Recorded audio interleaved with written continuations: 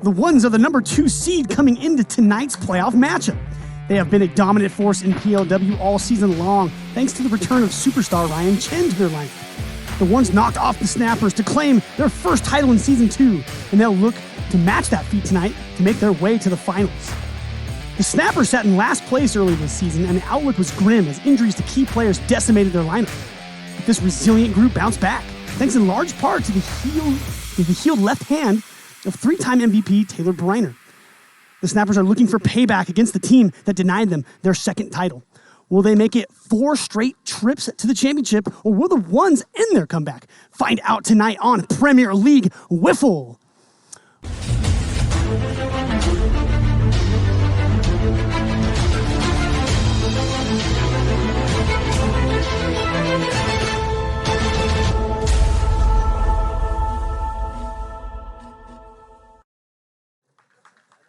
Welcome, PLW Nation. You are looking at Hideaway Field, straight out to center field there. A beautiful day here in Las Vegas, Nevada. We want to welcome you all to this semifinal number 2 between the Snappers in the green and yellow against the Ones in the gold, white, and black.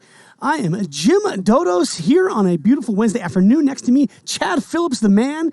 And looking forward to you helping me out here tonight, sir. I'm looking forward to being here with you, Jim, tonight. We got a great matchup here tonight. Is my mic on? It sounds a little weird. There we go. There it is. One's got that bye right here to the semifinal. They've been waiting to see who their opponent is between the Vipers and the Snappers. You know, I'm going to tell you that they probably wanted the Vipers because this Snappers team is locked and loaded right now. Taylor Briner looked like the best player in the country a couple of days ago, and let's see if he can keep that going. Yeah, I mean, I was kind of in the chat before, when the countdown was going on, and yeah, we have a lot of Snapper support. They just saw the Snappers play very well on Monday against that Sandviper team and kind of put them away rather easily. We're pretty much unfortunate not to sweep that series, I thought, and that game 3, they went ahead and showed who the better team was. Yep, they sure did, and Taylor Briner pretty much did it all himself in that 2-run home run that he hit in the 5th inning there.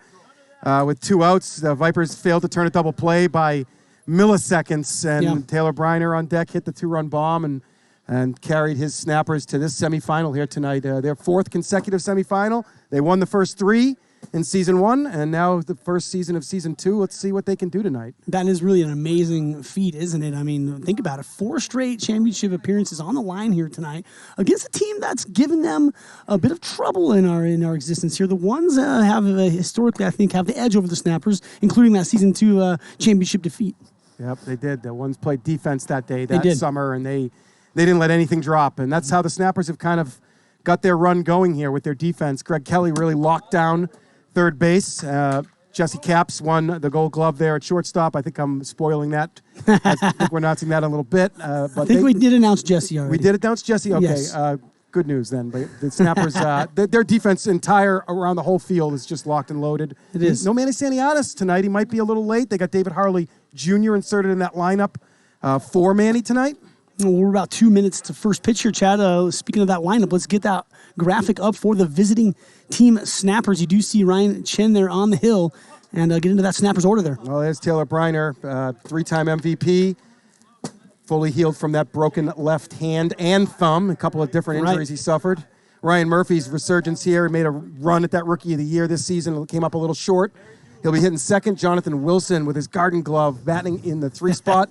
Good wind for him out here tonight. The lefty should have the best conditions for himself on the Snappers roster. Yep. Shane Weber, still healing from that torn ACL, MCL, PCL, the whole works he had surgery on, and he's in that 4-hole. David Harley Jr., as I mentioned, inserted into the 5-hole. Lot of power there. You know, he's a hit-or-miss kind of guy. Let's see what he looks like early. It could dictate a lot to how the night goes for him. And then Brandon Gregg, who provided a lot of quality innings on the mound. This Snappers team is as thin as any on the mound. They've got it done with 3 pitchers all season long. Yep. If the Ones can get any deeper, the Ones are a huge favorite here tonight. Yeah, and Brandon Gregg on that 6-hole, kind of a new spot for him in that Snappers order. I think he's done a pretty good job of turning the lineup over, and their whole deal is getting Briner as many at-bats as possible, getting him up with runners on base, and I think Gregg gives the Snappers a decent chance to do that. But no Santianas, as you said, and he looks well down that lineup. Let's see if he's going to appear, because he was big on Monday. Yeah, he was, and he's a clutch guy, a good player, and he hits the ball hard and finds a lot of doubles. And let's see if they pitch around Taylor at all tonight. Of course, early in the game here, they're coming right after him, but we'll see what happens if the game is on the line. Do they let this man beat him as he's done to so many teams in the past 4 seasons? 6:05 p.m. First pitch. Here we go. Taylor Briner, curveball from starting pitcher Ryan Chen, swung fouled off. We are underway here at the Hideaway. Semifinal number 2. You witnessed the Vaderz last night cement their place in the championship. Yeah, 5-1 and 6-2 with those 2 scores last night. They looked dominant against that Legends team. Yeah, swept them away. Yeah, they really were strong on the mound last night. Screwball from Chen there. That one kind of hangs over the plate a little bit. Briner scuffs it foul. A little bit out in front, just a touch. Yeah. His timing will get better as we go. Chen is tough to time up, though. A lot of downward and side movement on that screwball. And that's high. Left field, deep. Couts, looks like he's underneath it, makes the play up against the wall there, right by that kind of that gate that connects the container to the fence there. Adam Couts retires a loud first out, Chad. Wow. They couldn't tell if that was going to get out of here. I couldn't tell either. Usually early in the night like this, the ball carries a lot better than later. And off of Taylor's bat, you just kind of assume it's going to carry out, but Couts able to get a big out to start this series off. And here's a key cog here, Ryan Murphy in that 2-hole, really stepping up, kind of helping out Shane Weber. And it kind of used to be Taylor Briner and Shane Weber. Ryan Murphy kind of adds it in, gives him a kind of a 3-headed monster here. Guys, don't forget to bet those wiffle points as you see right. Murphy shoot it back up the middle off of Chen's hands to Goot. Makes an easy play. We got about a plus 180 line right now in the snappers. Get those wiffle points in. There's no reason to hold them anymore, guys. That's right. That's right. Might as well bet them, huh? Bet big. That's right. Games are winding down here in Season 4. Getting ever so close to that championship matchup. Who's going to meet the Vaderz? Chen stepping way out to third base there. Big sidearm, almost a fastball there, Chad, 57. Well, not always the best strategy against lefties as it gives them a lot of time to see that ball coming in. But Chen is a different breed. Chen mixes it up right there, 49, changing speeds. Chen's been dominant in all of his seasons here in PLW, and yeah, he's just a true two-way guy, man. Looking for some gas here, Jim. Oh, he threw it right on the number there. Good pitch. Little 12-6. Chen's showcasing a few pitches early. He's got so many weapons. You don't even. It's hard to identify him when you're watching film on him. And exactly, a lot of guys you can say, well, stay off of this pitch, look for this pitch. But with Chen, he's got so many different angles and movements. Sure, absolutely. Swing and a miss. Screwball down in the zone there. Gets Wilson chasing. Easy inning there for Ryan Chen. Yeah, he shows some straight pitches, and then he shows another one that kind of looks straight, and it falls off the table. Wilson unable to lay off. Good inning for Chen to open this game. Yeah, let's take this time to welcome PLW Nation. What is going on? We'll say hi to our Twitch chat first here. Saw Storm Glider saying what's up. A lot of recognizable names in there. Yeah, me and Chad in the booth tonight. Kind of I like working with Chad because he keeps me honest up here with all my rules and the league. The guy's an absolute wiffle ball almanac here to my right. So looking forward to entertaining you guys all night long. Love for you guys to get involved any way you can. Donating bits, subs, all that good stuff. Keep the good name and good word of PLW going in this championship season, Chad. What do you got to add to that?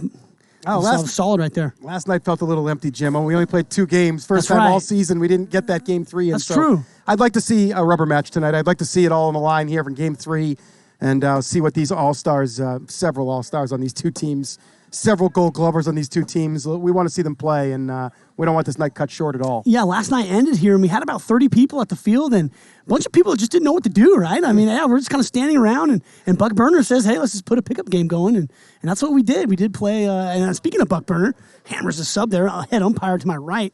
As usual, on most Wednesday nights, I'm up here. You can expect Buck Burner right to my right shoulder. He's back here again, donating subs, calling this game. Who's that? Tinkerbell. Tinkerbell, you're locked in now, buddy. You're not going anywhere. Love it. You've been subbed. That's right, Chris. Let's get a train going. I like that. That's the kind of mindset I like. Bam.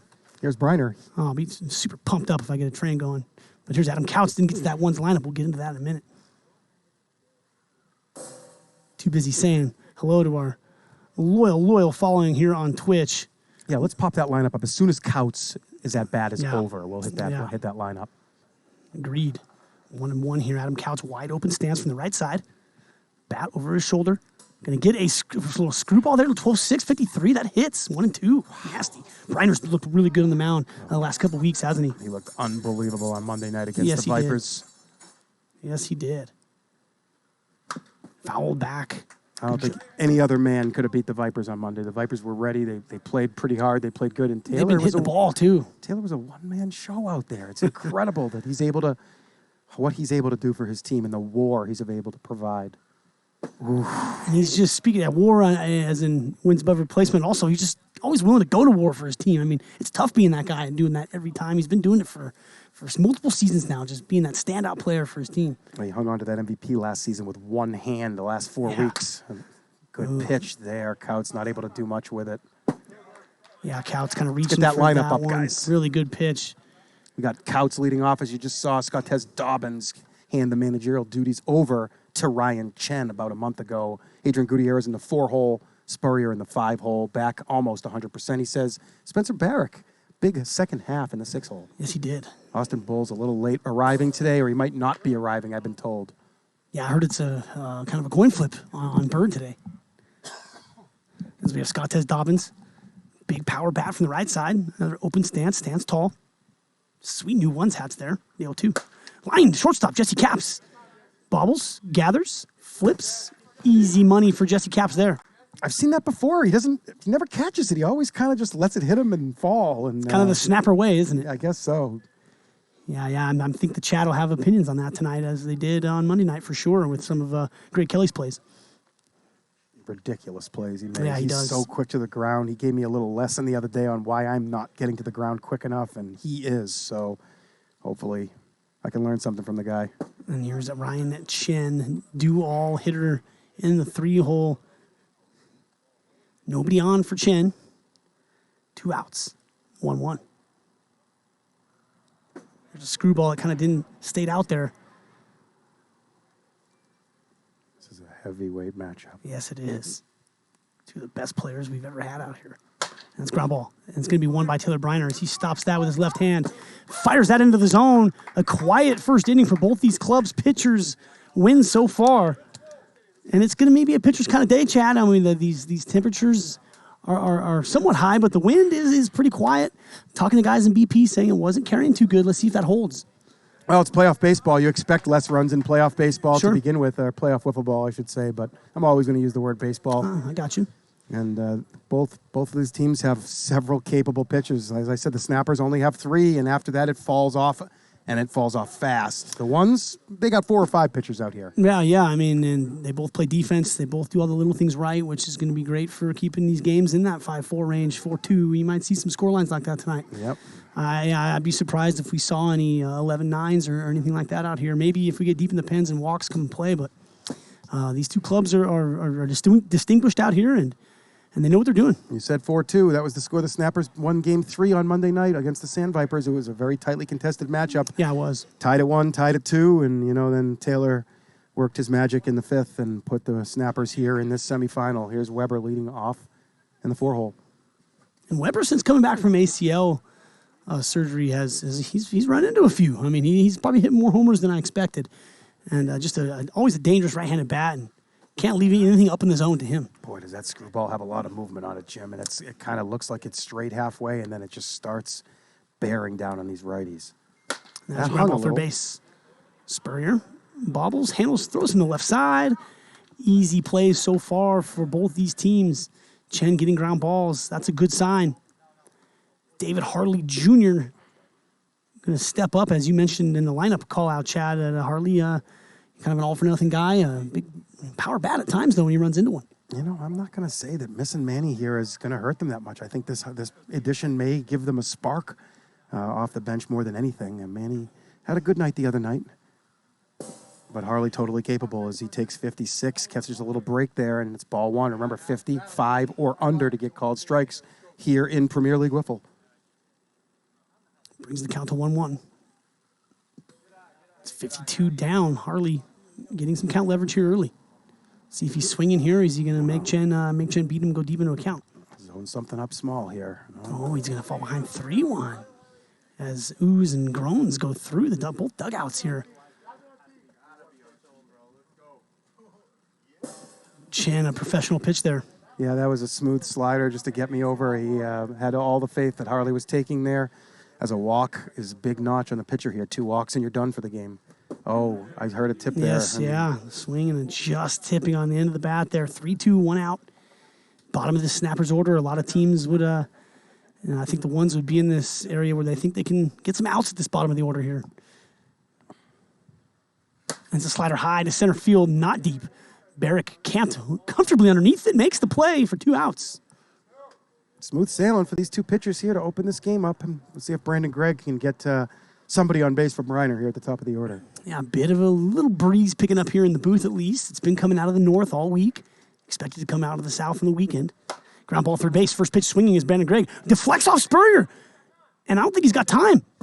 No, he does not. It's going to be the first error of this series. I don't have the iPad, Chad. That's all right. Go get it. I got you. Chad, going to go grab our iPad, do some catching up. I'm going to take a solo here for 1 minute. Brandon Gregg forces the air out of Justin Spurrier there from that third base. That kind of rolled up on his forearm there and off on that side little fencing we have there. It's going to be Taylor Briner now. That rolls it over. That's big. Gets Briner an extra bat. And he backspins one. Goot kicks the pylon, reaches over, and it's off his hands and out of play. And the ones get 2 easy outs, but now I've decided to give the snappers a little bit of rope here. Yeah, Chad. Yeah, that iPad. Chad did sound terrified. No, 2 to Briner. Hard slider up. Looking for a chase. Doesn't get it. 63 on the gun. Chen going to dig deep into the bag of tricks here. 1-2. He winds up. And he does get the swing and the miss at 63. Better height that time. And Briner chases. And that's going to do it for 1.5 innings here. As that's going to roll us to the bottom of the second inning, which means I'm going to have to do Lilani Acuna in the bottom of the second. Going to have to switch it up a little bit, which we'll get into that right now. The bottom of the second inning is brought to you by Lilani Acuna, the official realtor of PLW. Whether you are buying or selling a home, you now have a realtor trusted by PLW players and family. You can connect with Lilani on Instagram. They're at Lilani Acuna. That's at Lilani Acuna. Lilani Realtor. At Lilani Acuna. Bam. Done that so many times this season. Got to have some fun with it. Apologies to Lilani, not getting you to the top of the second there. We have a little bit of a Chad running out to grab an iPad here. Yeah, some people in the chat recognize the absolute pain in his voice. Just an absolute disaster for Chad. Yeah, he runs out of here. We'll get it all caught up here. What's up to let's give a TikTok shout out. What is up to TikTok? Been a while since I've had TikTok in the booth, and I'm pumped up about it. Yeah, appreciate you guys on TikTok. Love our following there. But, I always say but. Got to get you over to Twitch. That is clearly where it's at. URL displayed on your screen there. Get over to Twitch. We'll be going through the many reasons to do that throughout this broadcast. It's going to be Adrian Gutierrez leading off here, bottom of the second. Takes low, screwball from Briner. Chad, how's things going over there? Good. The chat heard your voice. They're worried about you. Nope. We're all right. We got to get that iPad rolling. Yeah, iPad. We got a lot of volunteers out sick right now, Jim. A couple guys with COVID. A couple of guys have prior engagements. So we had to really scramble to get the stream team together tonight. Yeah, it's the World Series of poker. Yep. Poker. I will call it. I was going to call it something else. World Series of colds. We'll say. But yeah, absolutely. Yeah, it's going around a little bit. 2-2 here. Gutierrez looking to get his team going here. And Gutierrez does that for the ones. He's always a spark plug. Right when you least expect it to. And Gutierrez is kind of that guy that you sleep on him and then boom, he'll bang one out of here in a big spot. He's kind of building momentum for the last 4 seasons. He came in like really striking out way too much, and he's gotten a little better as we've gone. And he grounds that third base. A hot corner. That's a fair ball, but Drake Kelly has kind of early released it. He kind of slipped out of his grip there. And he fires that kind of right of the booth here. And he's going to fire a double for the ones. Easy ground ball, Chad. Yeah, I'm surprised at that one. 2 base error on Greg Kelly. He's been locked down. Monday night, he was fantastic stopping balls. It seems to be the slower ones that give him problems sometimes. Too much time to think. And here's Spurrier. Let's see if he can take advantage of that, as each team now has made an error at third base. Spurrier fouls off the first pitch. What does Briner go to here? It's going to be a screwball. It's going to be fun. It's going to be hot. It jams up Spurrier right back to Taylor Briner. Big out there, Chad. Yeah, Got to keep him moving. Can't let this error burn them. Taylor's got to work through this. This is going to be a really low-scoring game, Jim. You can tell. I agree. Both pitchers look good. The hitters are kind of jumping at those fast pitches. And that's Spencer Barrett up the first baseline. Murphy ranges over. And does that make it there? It does. Ooh, I thought Barrick had something there up that first baseline, Chad. Just barely stayed fair there. Good range by Murphy. Good hands by Murphy. Good throw by Murphy. And kind of caught it on a nice hop, too. Yeah, kind of caught it at the big hop with momentum, able to make a good throw. Counts. Ooh, man, and there's good sinking action on that pitch from Briner. Yeah. All these ones hitters on top of it, fouling it into the ground. Yeah, swinging over the top of it or fouling it down is correct. Briner has all his weapons available to him here on 0-2. 2 outs here, guys. 2 outs. And that's high to right field. I think Couch has done it. He has! Into the Garden of the Serenity. Adam Couch has blasted off this semifinal. A 2-run homer. What a great approach. Stayed back, hit that ball deep in the zone. He caught it a little bit off the inside of the bat, I think, but it didn't matter. He just powered it out of here right through that wind alley in right center field, and the Ones have a 2-0 lead. Slingshotted that thing out to right field. Yeah, that's the word I was looking for. Yeah. A little reverse slingshot almost. Almost like a double hit in golf or something you'll see out of the, he kind of just kind of ran up his bat and shot it out there. Yeah, and when you do catch it like that, there's no topspin on it, so the ball has no ability to drop. It just stays and flies. Yeah, that did keep it playing well. Adam Couch, ladies and gentlemen, an absolute superstar out here at the Hideaway, puts his team out in front 2-0. Here's Scott Tez Dobbins. Takes down. A lot of both pitchers so far ahead in the count, going hot. Often can't. Who can get the swings and misses on the hot pitches? Yeah, it's become a lot more difficult as the seasons have gone on. You used to be able to get these guys to chase 63, 65, but no more. Everybody's discipline has improved. I agree. And good recognition by Dobbins, knowing that screwball's coming back. But a 2-out, 2-run homer opens the scoring here at the Hideaway. Ones. Grab a pair. Can the Snappers react? Chen's going to love that lead. Yeah, he sure is. And he's been dominant all season long, and as has Briner. So one mistake here small mistake by Greg Kelly pushes 2 unearned runs across. I didn't want to bury him, Jad, but yeah. You got to. That was an easy play. Easy out here. He looked like it just kind of slipped out of his hand. Left early. Yeah, he's got a tendonitis in his arm, or I forget what he has. He has some problems with his nerves in his hand and his throwing arm. That's true. And he was a goalie in soccer. He was a great goalie in soccer. So those rockets down the line, he is on point on. It's the simple type of plays sometimes that get him, and he'll work on that in the off season. And I expect him to win a Gold Glove next season, to be honest with you, Jim. Yeah, I like it. Yeah, GK works on his craft harder than anyone. Chad, they're trying to get that mic closer to your mouth there. That's what they want. Let's get some volume. I like it. We want to hear you. Sorry about that, Chad's guys. got a lot of good wiffle ball knowledge to share. We want to hear it. Ryan Murphy leading off. Swing and a miss.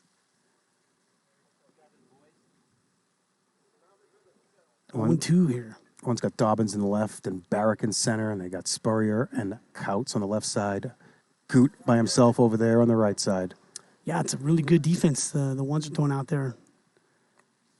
Goot, maybe you can test his range there at first base, but the Snappers don't really do that a lot. Swing and a miss. It's 54 miles an hour. Looked harder than that. First out for Ryan Chen and the Ones. Yeah, Chen's got that ability to make that ball, not lose any velocity and keep its speed up when it's at the plate. That's a skill that a lot of people envy out here, is be able to hold velocity on the wiffle ball, and Chen's really good at it. Yeah, that's a strong wrist, and that's a lot of it. It's how you can flick that ball out. You can keep that same casual arm motion, but then get that power with your hand and your wrist, and it's a definite skill that I don't have. Yeah, I agree. I agree with that. Here's Jonathan Wilson ahead of that one. That's a good pitch to hit, but couldn't sit back. Chad, you got to say hi to Storm Glider. That's a broadcasting rule. Oh, he won't stop until you say hi to him. Storm Glider, you're right. He will not stop. Thanks for watching. Thanks for being on point right when this broadcast starts. That was a good take there by J-Dub. Storm Glider, I have the iPad tonight, so if we have a 50-50 error hit call, I'm going to let you make it. How about that for a deal tonight, Storm Glider? 50-50, if I don't know what to call it, it's your call. Oh, that's huge. What a way to get involved. Man, so much responsibility. 2-2 pitch, 1 out. It's a hanging curveball from Chen, probably his softest pitch yet. Surprised he gave in there to Wilson. It's ripped into right field for a single. We do have a board in this league, though, with one member from each team. And if Storm Glider, if if Weber hits something right here and you decide it's an error, Weber can challenge that call, and he can send a clip to that board, and the 10 members of that board will vote. And if he can get 6 votes for a hit, he'll get that error overturned, keeping it fair for everybody. Yeah, the error committee. Very, very evolved league we have here now, Chad. Basically a committee for everything these days. Conduct. I mean, my goodness. Chat number 27, Yes, I call it. Foul back by Weber. As Chen also getting a lot of foul, kind of topped foul balls into the ground or behind. Bruce, you ain't kidding. That's the real truth. 2-2 pitch. Swing and a miss. Goes after the low ball. Weber goes down. Good pitch by Chen there. That was a good pitch. He's got so much downward movement when that height he has and the long arms, and he's able to, extend closer to the plate than anybody in this league. It's an extra foot he's saving. Big deal. And they're talking about majors moving the mound back a foot, so think about how big of a deal this distance he's covering is. Yeah, kind of almost gets taller as his windup goes on. He kind of extends himself, gets real long with lanky arms. It comes in hot for sure. He hides the ball pretty well, too, which is another important attribute. You got to pick it up, and you're just really tricky to find his release point. And 51, there's that screwball. Kind of a different, didn't really have a kind of more of a north-south plane on that pitch. It was back teaks in the zone. And 55 into the pan. That'll do it, Chen. Dominant start. Wow, that was a tough slider. I don't think Harley expected a slider there. It was right there, but Chen keeping these hitters off balance with so many different deliveries and release points and timing mechanisms, and he's just on point here this last month. Yeah, and changed the speeds really well on DHJ there. Kind of fell behind him for the second straight at bat. And last time he fell behind, he came with soft sliders. This time, screwball and a hard slider, and DHJ just kind of puzzled up there. Yep. Tough, good pitching beats good hitting in this league. We've talked about making the pitching easier because the offense has been easy at times, but that's not the case. The pitching's going to keep improving, and we don't want to overdo it. Guys like Briner out here, they're certainly not giving up 5, 6, 8 runs in a game. So, no, absolutely not. And it's been the big players participating so far: Couch, Chen, Briner. Just what you want to see out here. Exactly. It's become to the point where these good pitchers, the mediocre, the average, the middling hitters, they're almost drawing dead out here against good pitching. So it's the 55 is beautiful. It's never going to change. And if we go any harder, you won't see any runs out here. We've created a league where there's a lot of contact and a lot of balls in play. And if the pitcher can somehow avoid that, he's really good. And it's just that simple, because I don't have any pitches to get by any of these hitters anymore.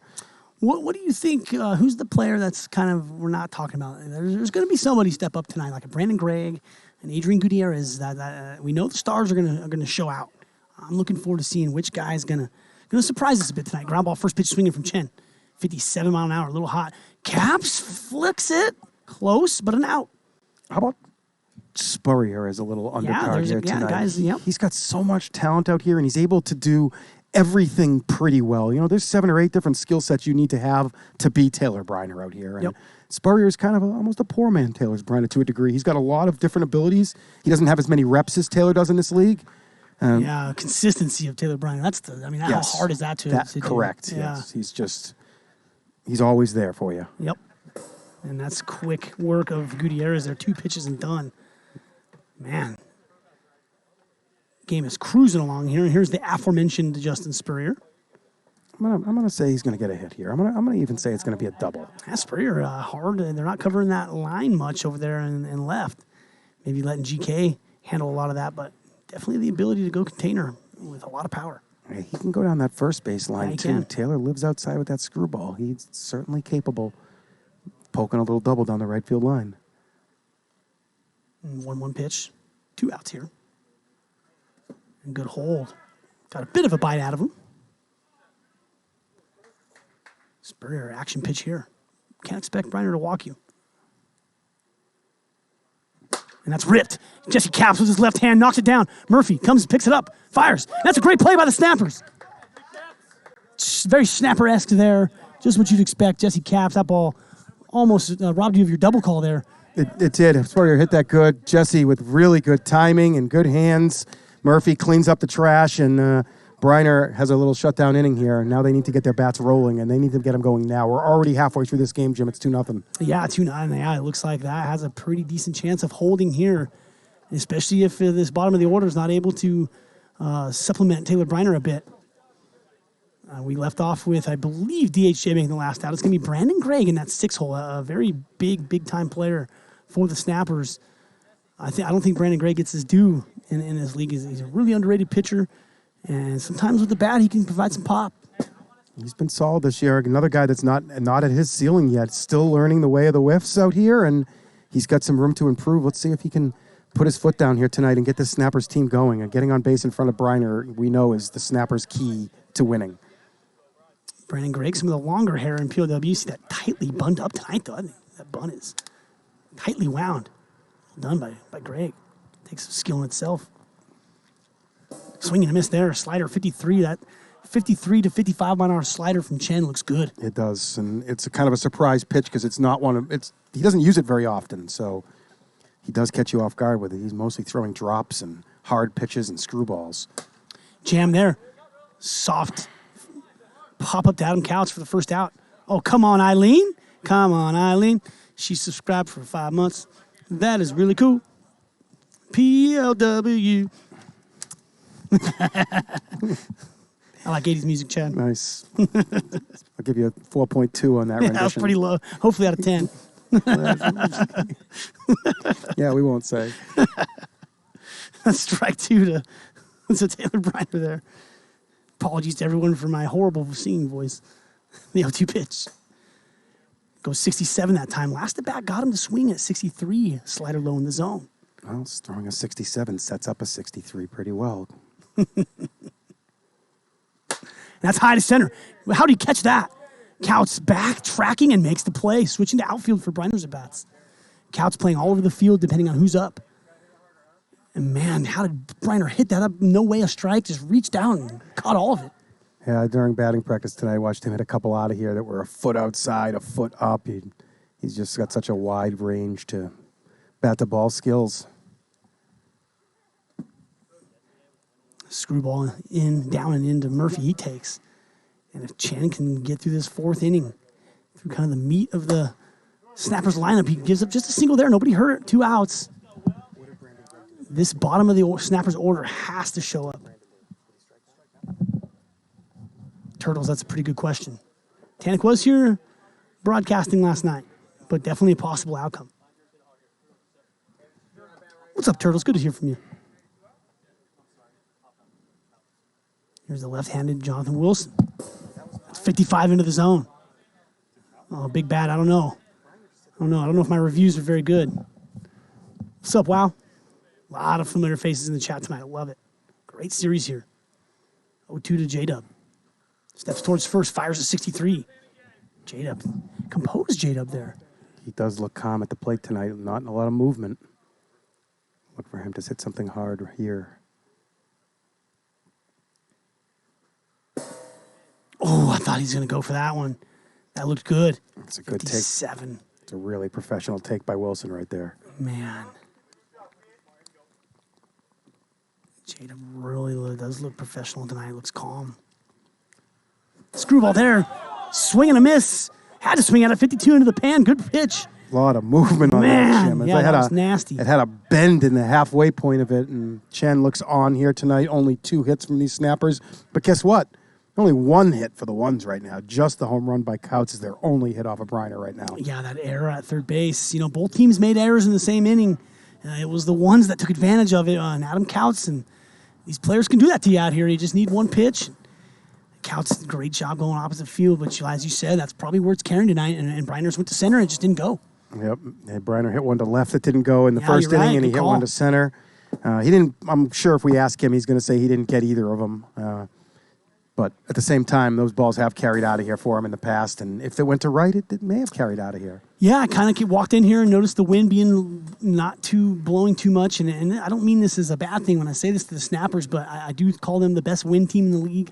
I do think it enhances their bats the most, man. I've been out here a long time, and When it's windy, you do not want to play the Snappers because they hit a ton of fly balls. Yeah. And this is the kind of conditions where you do want to face the Snappers.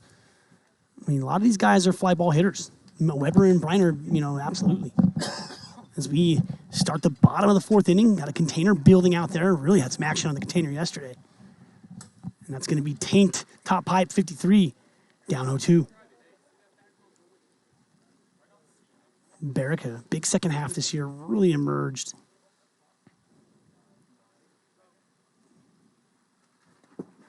Swing and a miss, 2 pitches, easy money there. Going to turn the lineup over to our run production for the evening so far. Adam Couts has done the damage, AK himself. Looking to extend. Screwball, and these ones hitters are recognizing it. They're knowing it's going to come back, and they're going for it. Good pitch by, I think that went around Couts' bat a little bit. Yeah, I thought Couts recognized that. I think he was on time there for sure. Yeah, it was a good swing. 0-2. And a take there. Great take. Couts also looking pretty dialed in at the plate right now. Have to take balls in this league. Very, very crucial skill. You can't just go up there hacking. Especially starting 0-1 every count. You're really behind the 8 ball right when you walk into the box. Yeah, pitch recognition is huge out here. And that one doesn't recognize that one. Slider down, gets the swing and the miss. So many pitches these guys are throwing now. Briner throwing all kinds of stuff. Well, the one silver lining here for the Snappers is if they do lose this game 2-0, Taylor will only throw 5 innings and not 6, as the ones won't bat in the 6. So he'll save 1 inning, which they will need. I wonder if they go with Greg or Wilson in game 2 if they lose. I'm guessing they go Greg. Yeah, Greg's kind of been the game 2 guy. Wilson pitched great in that game 3 on Monday night. Big performance out of him. I was kind of worried about how he'd do it against the Vipers. He only got 7 outs. He did walk out. That's right, he did walk out. You're right, correct. He did walk out in the 3rd, but he didn't 7 give outs isn't bad. I don't disagree. He didn't give up any runs, and they praised him for getting those 7 outs.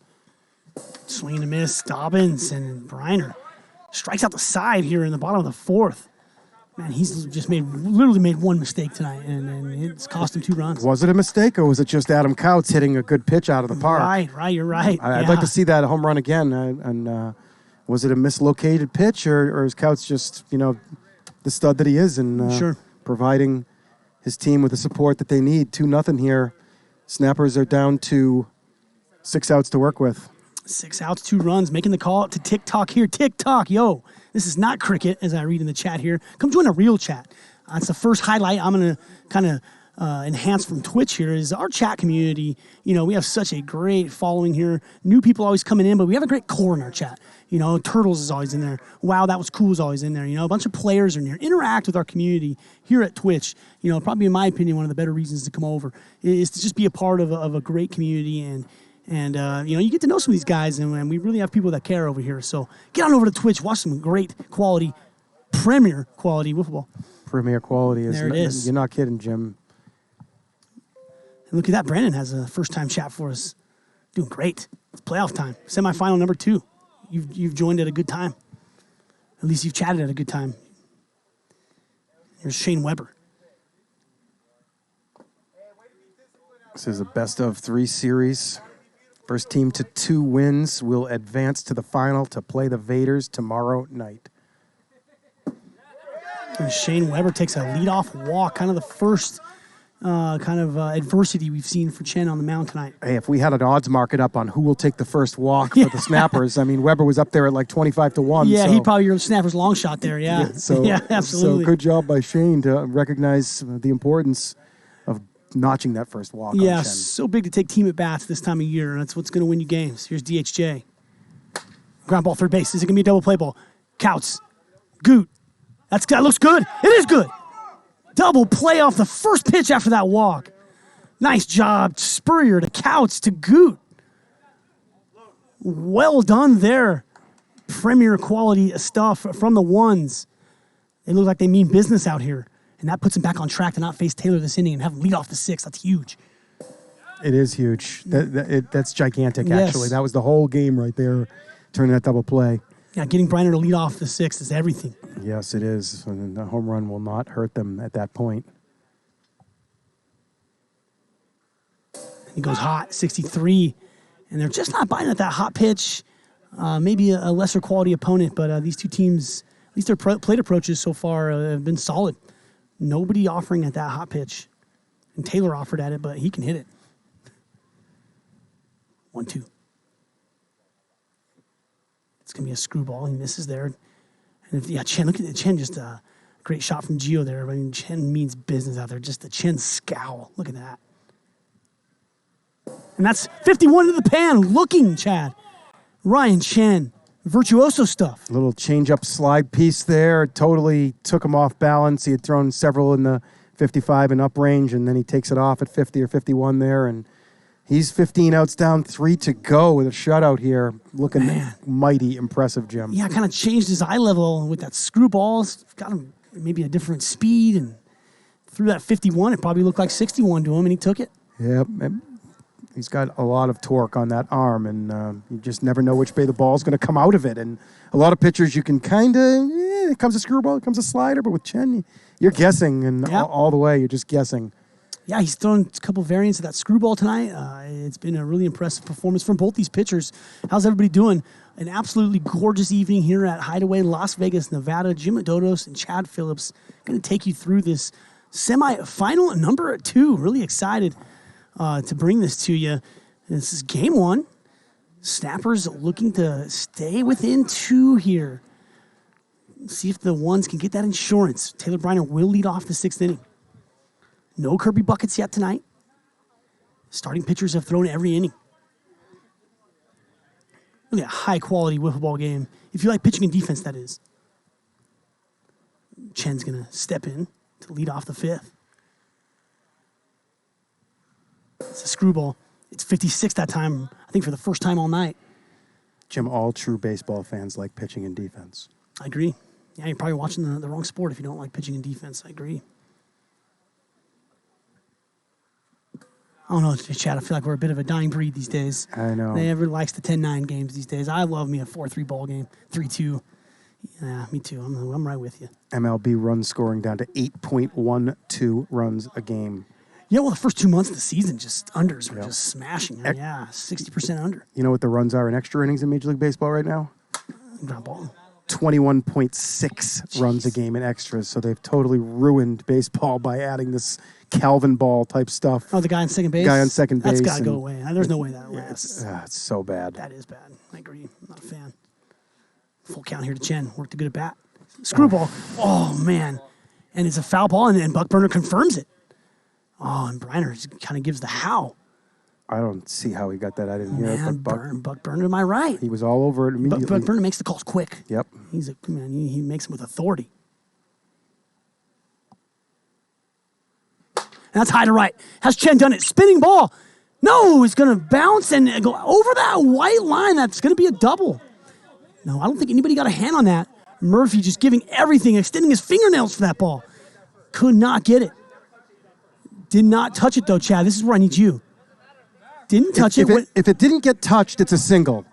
It's only if the infielder touched it and knocked it out of play, it becomes 2 bases. But if it wasn't touched and it spun out of play on its own, if the ball spins out of play on its own, it's just a single. If it was touched and it went out of play, it's a double. Chad Phillips, everyone. This is why I love having Chad as my color guy. I didn't see the play. You got to talk to Max. If it wasn't touched, it's a single. There's really no better color guy to my right here to be explaining this to our audience. I would definitely not be able to do this for you. Gonna be a single here. We made that rule because we don't want people diving toward the stands to try and save a ball from going out of play because it's an unrealistic play. You would never dive into foul ground and try to prevent the ball from going in the dugout. So if that ball is never touched and it spins on its own out of play, you just let it roll, and it's just that one base single. That's great work there.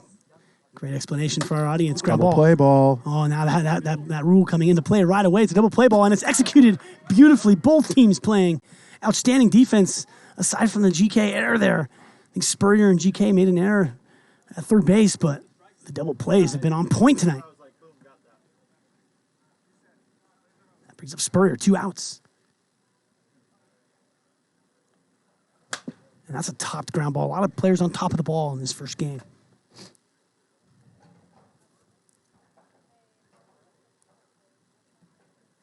It's 0-2. Screwball in on the hands. That's almost a no man's man, is it? No. Murphy, ton of range there, second base, retires this side. And we roll into the top of the 6th. It's that money time. Oh, boy, Chen looking to throw a shutout here in game 1. Turtles, I saw that. 3-1 Phillies Marlins. Man, if you had Marlins plus 1.5 today, you might want to just take a slow walk around the block. Brutal, brutal game you brought up there, Turtles. But, man, we got Chen. He's just been dialed in. Looks like he's not messing around. He's got that scowl going, Chad. I don't think I've seen Chen smile like once in my life. I mean, the guy's just all business. He is. He doesn't mess around. He was really struggling coming into his series against the Lightning. That's when the ones, there was a lot of questions about them, and they swept us about 3 weeks ago. And you could see, early game 1, how locked in Chen was. He wasn't going to give anybody the time of day out there. It was all business, and he had his team all business. Even Couts was serious that day, and I think the message has been passed down to his team that, hey, guys, it's time to turn it on right now. We're playing the last place team. If we don't get it going today, then we're not going to get it going. And they got it going, and they're still going here, and he's 3 outs away from being a game away from the finals. Yeah, ones. Doing work tonight, and that's strike 2. Briner not offering that. 54 outside, low outside half. Great pitch. He starts the tempo in the 6th inning. Oh, it's 61. He's been doing that every back to Briner, going hot, getting ahead, going hot. That kind of came in like a knuckleball or something. I don't know. I have no idea what that pitch was. Oh. Here's 1-2. Real tense out here. It's a slider. Oh. A lot closer than Taylor thought it was going to be, I think. And fortunate, was it hot, Jim? I didn't see the speed on it. I missed it too. It felt like it might have been a couple over. 2-2 now. Up the middle, through the legs of Chen. Snapper's got something going here. They got the tying run to the plate, which is all you can ask for in your last ups. Here's Barrick. No, it's Murphy. Much more dangerous hitter. It's Ryan Murphy. It definitely has a chance to tie this up. Oh, boy. Let's see what Chen goes with. It's going to be down. Don't count out the Snappers yet. 2-0 is nothing to them. This team has come back from deficits like this multiple times. Regularly. Oh. Chen with a walk now and behind. Knows that tying runs at the plate. Presents danger. Murphy can easily put it out of here. It's a ground ball. Is it coming fair? It does come fair. He's going to go to second. It's a low throw. Good is going to just, great job. Securing the out there. Double play was drawn dead. It might have been. I still don't hate him. Slow hit ball. Yeah, I guess that's a good job eating that one. Yeah, I think so. That was 4 seconds by the time I got to him. Spurrier couldn't get a lot behind on that feed. It was such a slow hit ball. He had to come in. Momentum going away from second there. There's Wilson in a big spot here. And that's just missed, Chad. He's taken a couple of the better at-bats off of Chen here man. tonight, but now it's quickly 0-2, and he has to show some good discipline here. Chen rarely throws a strike on 0-2, Jim. Right. Rarely. And he got the right kind of spin on that. He got a good pitch to hit. Just missed it.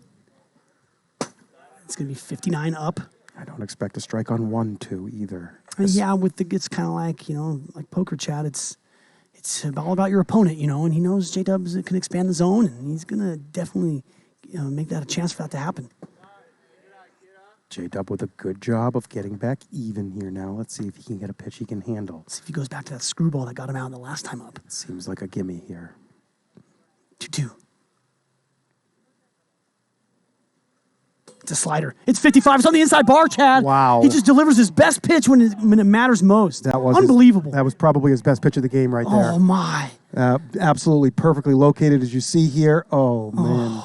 Looked quick for sure. Read right on double Nichols. That was insane. 10 the hard way. 1 out to go here. Screwball down and into Weber. Weber walked his last time up. If he does it again, the ones are going to need a different arm to get that last out. Yeah, you're right. Don't want to let Weber beat you, though. And Weber can. This is probably the last guy in the order that you just can't have beaten you here. You can't leave anything up and in any way. Yeah, anything over the bar to Weber gets popped. You're right. Oh, it looked like a a cookie coming in, but Weber not ready for that 49. It was located pretty well to the outside, and Chen is one strike away from a Game 1 victory. Yeah, Cribs, that's Chen in a nutshell, man. He just always throws pitches that look hard. I mean, always. Oh, 55, too. Great take there by Weber. Crunch time here at the Hideaway. Full count, Weber representing the tying run. It's lined. It's through, Couch. No, he had a chance to make that play. I think he thought it was going to be a little higher than it was. He got up higher than the ball. I think it hit him down in the wrist area as he got his hands up too much. Oh, yeah, kind of just split his two arms there, didn't it? Yeah, it just caught off of his, like, the inside of his right wrist and trickled out to Dobbins. And now the winning run, the go-ahead run, not the winning run, I apologize. The go-ahead run here in the top of the sixth with a lot of power. Yeah, you're right. Tying run is that second. A double will tie this game, and that's fisted. Easy play for Goot. That play from Couch not going to come back to bite them here. It's a shutout for Ryan Chen. Sets the tone here at the Hideaway. Amazing performance from Ryan Chen. My goodness. 1-2. Snappers 0. Adam Couch with a 2-run homer. That had to be pretty much all the offense for the ones there. Yeah, there wasn't many hits in that game. No. Let me take a quick peek here and see how many there was. Oh, no, I'm already off of the broadcast here. Yeah, I think there was about 4 or 5 hits total between the two teams that game. Let's see if the secondary pitchers come in here and the offense opens up a little bit in game 2. Yeah, absolutely. We're waiting for our starting pitchers here, as I'm sure it's going to be, I imagine, Brandon Gregg. But can we get down to, I see Greg Kelly with a headset on down there. After this, though, let's take a break here and let's get back into the field here.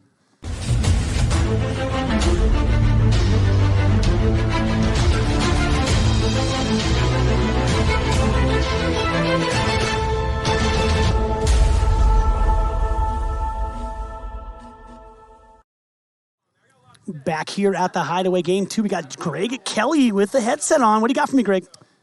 What do you guys got for me? We lost that 1-2-0. Give it up for the ones. Couch with a timely home run after that error there. Well, Greg, I'm going to give you some tough questioning. We're gonna bring up your error here, and it wasn't the game changer. Changing play. I mean, the home run still would have been enough there, but surprised what happened that play. Yeah, ball just slipped out of my hand. Yeah, that's what it looked like. Plenty of time. That's a routine play. It's got to be made. Wiffle gods are spiteful gods, and AK put it over the fence. 2-0. Yeah, tough. How you feeling about game 2 here and your guys' ability to get some we feel offense good. going? Taylor pitched to Jem. We just got to get the bats going. That's why we play 3, so we're looking forward to game 2. Who's starting game 2, GK? That'll be Brandon. Brandon, Greg, you got any intel for the ones? Intel for the ones? Who's starting game 2? We haven't had it up here. Oh, I don't know. You have to ask that guy. Spurrier's got it. It's going to be Justin Spurrier starting game 2. Well, GK, better luck to you in this game. I thought that was a pretty well-played wiffle ball games by both sides there. Yeah. So very efficient, but you got a ball game to play. I'll let you get ready, and Thanks, Jim. Good luck to Mr. Brandon Gregg as well. Game 2, Chad. Look at that, filling up there on the container as the evening goes. Oh, yeah, look at Tim Riley. Got Trench and Caro up there. Yeah, a bunch of action up there on the container. Love that. Beautiful day here in Las Vegas. And we got Taylor Briner with the headset on. Let's go to him. Oh, a bunch of surprises today. Taylor, what do you got for me? Well, disappointing game 1, but honestly, I feel pretty good going into game 2. I feel like our bats are starting to come alive there, and I feel like behind Chen, their pitching gets a lot weaker, so I'm looking to see a lot of runs for the Snappers here. Those are strong words from Mr. Taylor Briner. I thought that was a well-played wiffle ball game outside of a couple mistakes. Isn't that what you expect in playoff time? Absolutely. I expect these to go down to the wire every single game, and the ones are a great ball club. I mean, they're gonna put a pressure on us till the end. Chen, I love your positive attitude. You're always assertive. Hey, the ones have had the Snappers number, maybe, some people say. What do you have to say to that? I'd say we're 50-50 in playoffs. They can have us all season if they want, but we still take home the ship. So I had a feeling you were going to say that. Well, no, how's it playing out there? I thought you hit a couple balls in that first game that maybe on a windier day get out of here and came up a little short. Yeah, I was actually surprised to see both of those drop and stay within play because I thought I tagged them. I guess I just got to swing a little harder, hit a little further. I like that. Do a little more. That's what I'm talking about. Well, I'll let you get after it. Great job there pitching that first game, Taylor, and great luck in game 2. Thanks, guys. All right, man. Look at that. What do you think of these between-game interviews? Really good stuff. Really good stuff. I didn't get involved in that one. Let you take it, which is probably the move. That was big time right there. As we're going to start to get underway here in game number 2. Got a little bit more of some production for you guys. As you know, TikTok. I see a lot of chat questions in the chat about Billy Osgood's underhand pitches last night. I saw that too. I didn't have it as illegal when I saw it. The first one that he threw looked like it was submarine because his arm started over his head, and it ended up looking a little underhand. It will be something to discuss in the offseason. We also have a fast pitch tournament that the PLW is going to send a team along. If we have that graphic to pop it up there. We've been working all season long with some fast pitch tryouts. Look at this. And these 8 guys are going to go to Indianapolis on middle of July and represent the PLW in the National Fast Pitch Tournament, MLW. MLW, right? And NLWA, I'm sorry. NWLA. NWLA. It's about time for PLW to win one of these things. Maybe that we got Dalby representing us. We got Dalby. We have a chance to win now. Got to be the favorites going into that, I would think, but I don't know enough, and it should be really interesting. Logan Christie is the alternate for that team. And no Sean Merciel. No Sean Merciel. Merciel is a very good fast pitch player. Yeah, I'm surprised to not see him up there. Maybe might be he's busy. got some prior engagement. Yeah, it's not easy to just go to Indianapolis. It's not. I can't go to Indianapolis. I told them not that no they'd as invite well. me. They might invite you, Jim. No, good luck to those guys. It's going to be there's a lot of really good players there. What do we got over here now? We got more headset time. I got to go make sure these lineups are correct for game 2. I'll be right back, guys. It looks like Couch with a bat in hand. Brandon Gregg warming up. Let me turn my attention back to the chat here. Back to TikTok. Yo, TikTok. You just saw that in between game interviews there. Yeah, we had Taylor Briner talking. We had Greg Kelly. I got to ask him about that error. You can't even see him talk because you're on that crazy camera there, that Cam 1. Come over to Twitch. My man Gio Battistoni killing it up there in the sky cam, giving those good shots into the dugouts. Giving those nice action shots in the field. Got a center field cam over there on Twitch. That's probably our second best reason to get on over to Twitch and subscribe and be a part of the community here. Just such a great production, and we keep adding to it as well. I mean, you saw between games there, really getting into those interviews there. But forget between games. We are in game. It's game 2. It's Adam Couts. It's Brandon Gregg. Here we go. 436 viewers, and here's the first pitch. It's a drop ball from Gregg that misses high. A lot of people call Brandon Gregg's pitch a 12-6 curveball. It's definitely a pitch that goes away from the right-handed hitter. Not quite a curveball. I'd call it maybe a backdoor curveball or like a. It's more like it has a screwball action to it. I'd call it just a drop or a splitter. It's kind of a dropping screwball. I think we can use that. It's definitely moving away from the righties, which is why he's been so effective. Yep. Ground ball. GK getting action right away. Just enough time here. And Gregg makes the play. J-Lo, we have Justin Spurrier on the mound for the ones. Get those wiffle points in. It's time. It is time. Do you think the Snappers can come back here, force a rubber match? Big time spot. I'm going to go put some wiffle points on the Snappers, I think, Jim. I like it. Championship club there. That's a rip to center field. Haven't seen much action in the outfield today. Not many balls drop either. That one does. Scottez Dobbins right in between Briner and DHJ.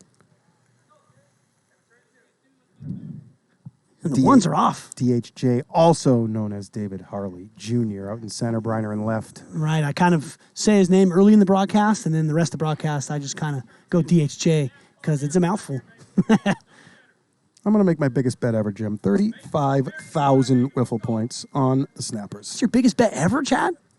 Not that much. 35,000. That's pretty good. Hey, tell me in the chat, how many of you have made a $35,000 bet this season? Good. That's pretty good. The Cajuns cost me about that a couple weeks ago. And that's a spinning ball, tough play. Caps gets it. Tough feed, though. That's going to be a tough play for Murphy. Yeah, the feed kind of came late, a little short as well. It was short? No, not short as far as an out, but it made Murphy reach for it a Hit little or bit. an error, Jim? It's a hit. I mean, it's a fielder's choice. It's an out at second base. Oh, yeah. My bad. Yeah, sorry. Yeah, I got the double play ball there. Got the force, but I was saying it took his momentum from the throw there. Yeah, it was tough to get a good throw on that one. Now we have Goot. Mr. Goot always comes up clutch. Ooh, he took a lot off of that one. Did. 45 there, and you see Goot way out in front. Yeah, he was. Goot has one of the famous PLW home runs for these ones back in season 2, like that championship season. Huge playoff home run against the Night Owls. Easy ground ball. Greg, can he handle it? And that's a quick first inning, just what you want. 7,000 more Whiffle points. We're up to 42,000, Jim. 42,000 is a fair wager. Look at 300,000 on the nose, both sides. Drop that down for us so we can see Yeah, you're right. Look at that true. 300,000 a side. Actually, we've built up to 370 a side. Look at how close the betting is here. Yeah, probably a nickel line here. Good to see. I like it. Spurrier, I don't remember him making too many starts this season, maybe his second or third start. Yeah. So I'm going to reveal a little bit of information for everybody that tomorrow night, if the ones are able to win this game, Chen and Goot will be out of state, and they will not be present for tomorrow's series. I knew that as well. So that is maybe part of the reason they're putting Spurrier on the mound here. They know they're going to need his arm tomorrow. They got to get him as much work as possible here. And with that Game 1 win, they have a little bit of room to maneuver. And, I'm going to straight out say it. Spurrier's their second best pitcher. He's better than Couts. He's better than Goot. He just needs a tiny bit more work to get there. Is that 451? I thought it said 451, 451. Gosh, there's almost a million Whiffle points in this game. Let's get to a million, guys. Get there? Come on, let's get to a million. Yeah. We're almost there. Let's roll here. 50-50 right now. Yeah, that's big news. I knew that yesterday from being on the container with the ones. And, yeah, that's big time news. Chen not going to be present for the championship game if they make it. So. Yeah, so maybe we should root for the Snappers here so we have a full series tomorrow because the Vaderz are going to be really tough to beat with a 3/4 of a team. Agreed. Wow. Big time. Yeah, you just broke the chat, Chad. Maybe you dropped that a little too early. You just broke it. These guys are a lot of people can't believe that. Yeah, it's unfortunate that people have lives, and Chen is the best man at a wedding in California. And yeah, no, that stuff's tough. I relate to that stuff, though. You do, Jim. You do. You've missed a few series for some serious engagements yourself, and it's part of life. It is, man. It's tough. It's a big commitment out here. It really is. It takes a lot of time. We play a lot. I'm lucky I'm a hermit, man. I know, and that's jam job. Spurrier off the mound, showing range, makes the play. I like it. Going 3 outfielders there for the ones. And the Spurrier kind of, that de facto infielder, showing some range and some athleticism. Beautifully done there.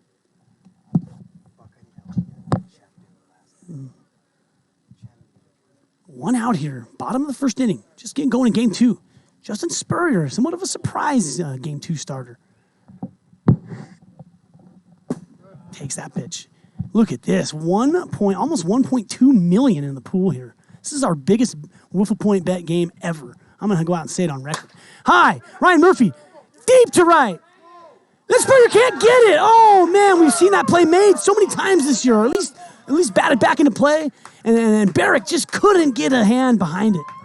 Solo home run, Ryan Murphy. Taylor, what did Chen and Goot do? Last 2 outs. And the Snappers are on the board for the first time tonight. 1-0. Ask Brandon. Raver, that's what I'm talking about. Get Dr. Cowboy in here. Get in here. Gift him a sub. That's a great time to gift a sub. Bam. 1-0 Snappers. 700,000. We're past 1.2 million. Getting into past 1.3 million. Amazing. Chad, is this the highest wagered game in PLW history? By a long shot, Jim. I'm going to say by a long shot. I'm going to say Incredible. we've never got to 800, and now we are at 1.3 million. The Snappers have taken the lead. 1.3 million there. As J-Lo, you are correct. There are some awards to announce tonight, and we might have to get onto that here. Been lowballing on the awards here. 2-1 count. Here's J-Dub. 54 into the pan. Strike 2. Line about plus 112 on the ones right now. Lines stay open a touch longer. Man, yeah, these numbers are so high, I can't even make the odds. What handle? House is hot, Chad. It's my kind of handle here. If only we could figure out how to take a little juice out of that handle, Chad. Oh, swing and a miss. Got up in the hands. That's where you tack J-Dub for sure. Good pitch. Good pitch by Spurrier. I'm still going to stand by my prediction that Spurrier has the second best talent on the mound on this ones team. He hasn't got the reps that some of them have, but I think that Couts and Goot have kind of found their ceilings on the mound, and Spurrier is that guy that is still living a little closer to his floor than his ceiling. So much room to grow out there. 1-1 Weber. Slider in on the hands. 55, that looked pretty quick there. You know what? That looked like one of Kyle Lohman's pitches with that just continuous break that never relents itself and so hard to square. Mom Gammy, well done. Redeeming 25% off in the PLW shop. 7,000 WIFFLE points. A drop in the bucket to the 1.3 million.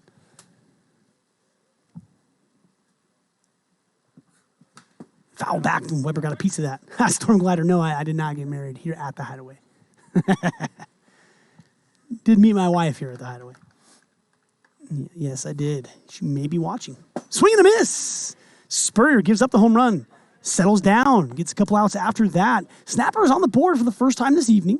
I think the neutrals here are hoping for that rubber match. I agree with that, and Spurrier with a lot of movement on those pitches. So look for him to lock in, and Brandon Gregg's going to have to do the same here, or this could be a short night for the Snappers. Taylor has 4 innings left.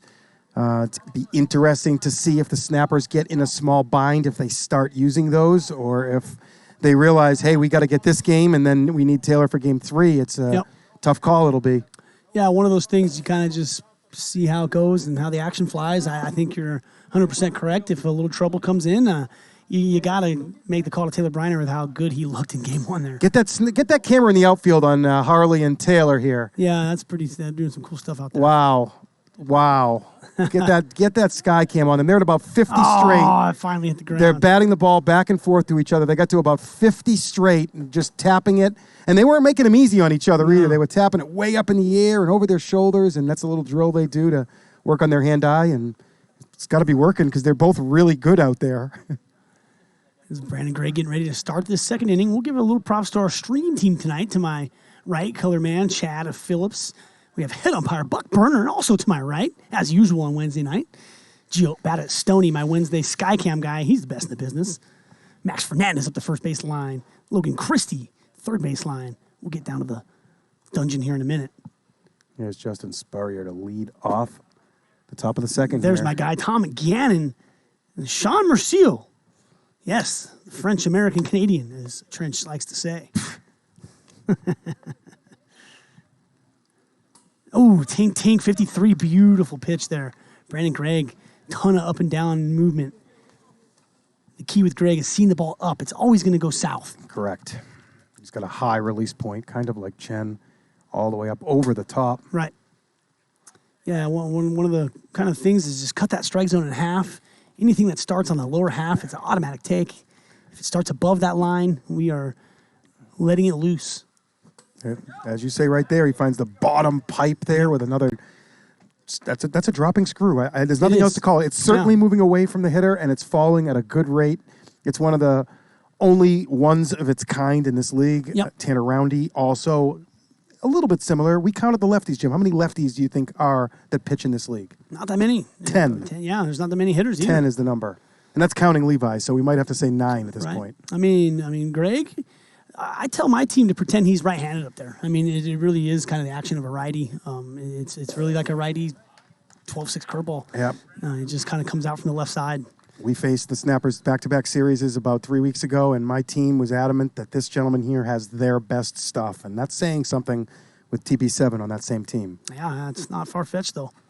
And look at that. Oh, 56, these hitters absolutely frozen there. Barrick, I don't think he took that on speed. I do not either, Jim. My goodness, 2-2 here.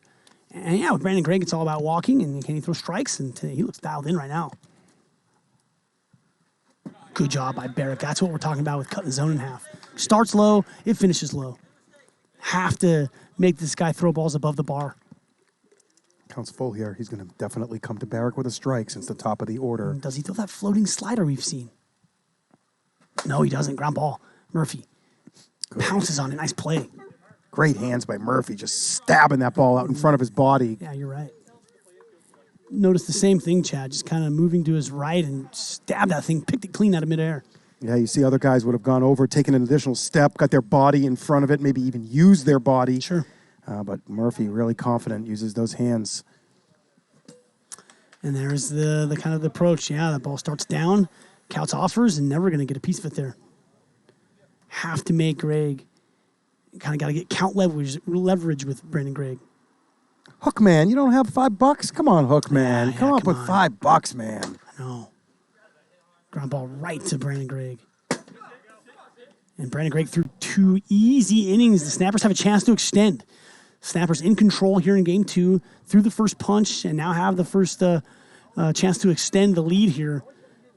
And that's much different than how game number 1 went, where they were kind of chasing behind the entire game. Yep, they've gotten a small lead here. They've got one of the lower ones pitchers, ranked. Like I said, I still think this guy's got amazing stuff. So they're going to have their work cut out for him. But at the same time, they got to capitalize on Spurrier being on the mound. They got to get 2 or 3 or 4, put a crooked number up here, and force game 3. And they've got to get going earlier this game than they did last game. Well, no Schmitty tonight, who back in that.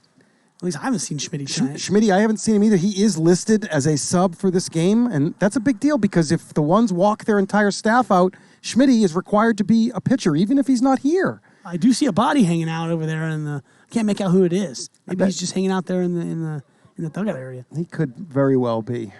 But Schmitty, if you go back to that championship run in season 2, Schmitty was an absolute stud on the mound for the ones. Yes, he was. So they're going to need him. As DHJ chases a pitch, really a ridiculous pitch, really. Never close to the strike zone there.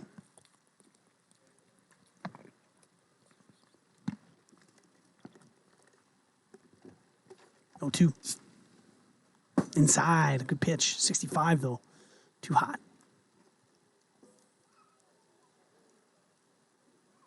Early here in game 2 still. Floating ball, kind of a hanger there, really. DHJ fouls it off.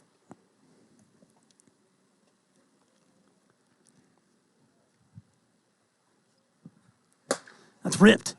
And that's down. Barrick not going to give way to that. The balls are hanging up there a little bit. I'm surprised Barrick kind of didn't crash a little harder on that. You think he's got to play there? I don't think he's got to play there, but he doesn't have a lot to risk. Yeah, if he that's what I doesn't, was if saying. he misses the catch, it's already running out of steam. It's not going to get to the wall on him. Exactly what I was thinking there. Sometimes you get Ground ball, caught a double little play ball here. Goot. Couts, lines up the holes, fires. Does it make it in time? It does. The double plays have been exquisite all afternoon long. The ones turn another one.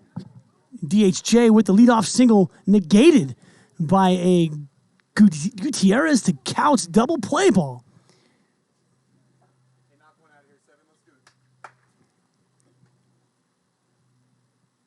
Here's Briner. Just a huge play with Taylor Briner.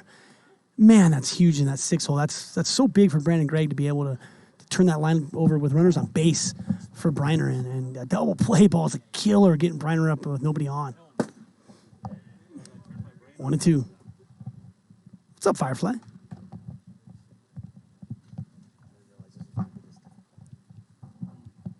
It's 1-2. Spurrier obviously going hot there. Entire body sped up. Really over the top. Drives that into the ground. 2-2. What do you do when you're ahead on Briner? Okay, I got strike 2, but now what? Got to figure out how to go strike 3, and this is often what happens here. Pitchers get ahead of Briner, and then it's, oh man, I got to come up with something even better. Absolute stud here at the plate. 2-2. Foul back into the pan. Get one of those. If he does that again, though, that's going to be strike 3. Spurrier holding tough here. Swing and a miss. Right as Matt Patricus throws his patented 51 bits down. I'm not sure if he was cheering Justin Spurrier or not, but he gets Taylor Briner swinging on a beautifully executed curveball on the outside pipe. Wow. Last out of the inning. Brilliant work there by Justin Spurrier. 1-0, and what a low-scoring day we have had here. Kind of a warm, just kind of stale Wednesday afternoon here at the Hideaway. 3-1 runs scored total. All come via the long ball and an error. Not a lot of hits to speak of, Chad. The Guillen number. 100% right now, the Guillen number. That's what MLB refers to, the runs scored off of home runs. Yep.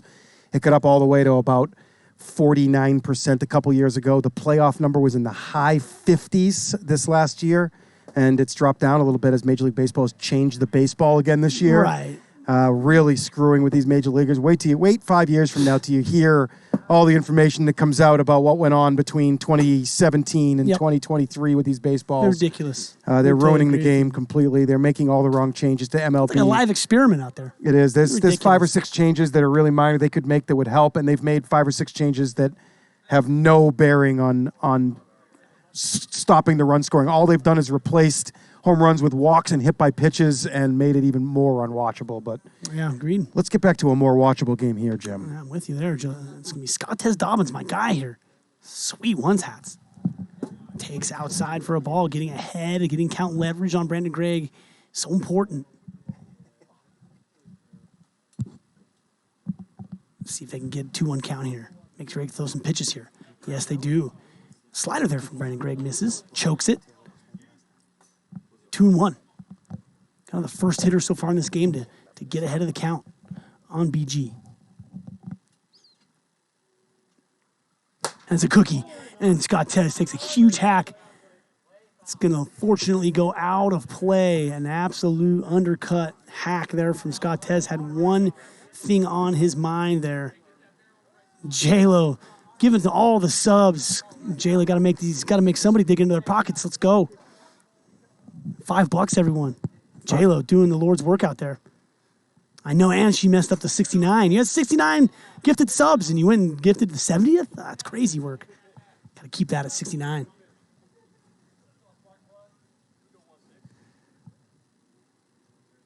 It's 2-2. Maybe on 3-2, excuse me. Maybe she could go for 96 by the end of the year. Yeah, you might as well get it to 96. That's right. As Dobbins, a leadoff walk, that's huge. That's the key to getting kind of getting to Brandon Gregg, because now he's got to come over the plate. Not sure you want to use Briner's innings. It's getting very, very strategic here. Here's Chen. And that's the pitch I think you want to handle for Brandon Gregg.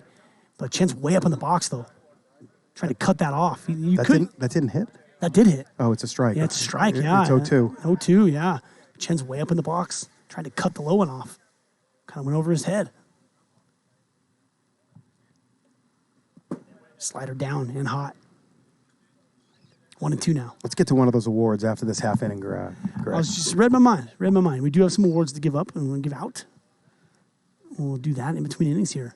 Yeah, we just ranting about baseball. You can't blame us. Then you throw out a product like Premier League WIFFLE. Yeah, we should. Can't take your eyes off. We should have 1 million watching this, and MLB should have about 400 watching them. The way they're playing right now. 2-2. That's a good pitch to hit, and he has hit it to center field. No, and the wall's down. I haven't seen that yet. DHJ has blasted through the wall. He has saved the home run. He knocked it back into play, but he knocked it so far, it went over Taylor Briner's head, he couldn't make the catch. It's going to be I'm not sure what side that was on, right or left. It's dirty. It's dirty. It's going to be a dirty single. That's true, yeah. So the runner's going to go to second. And a panel is down. A panel of that wall has been knocked over by David Harley Jr.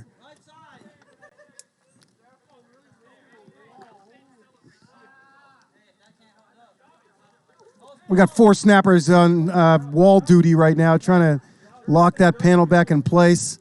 Playoff wiffle ball here.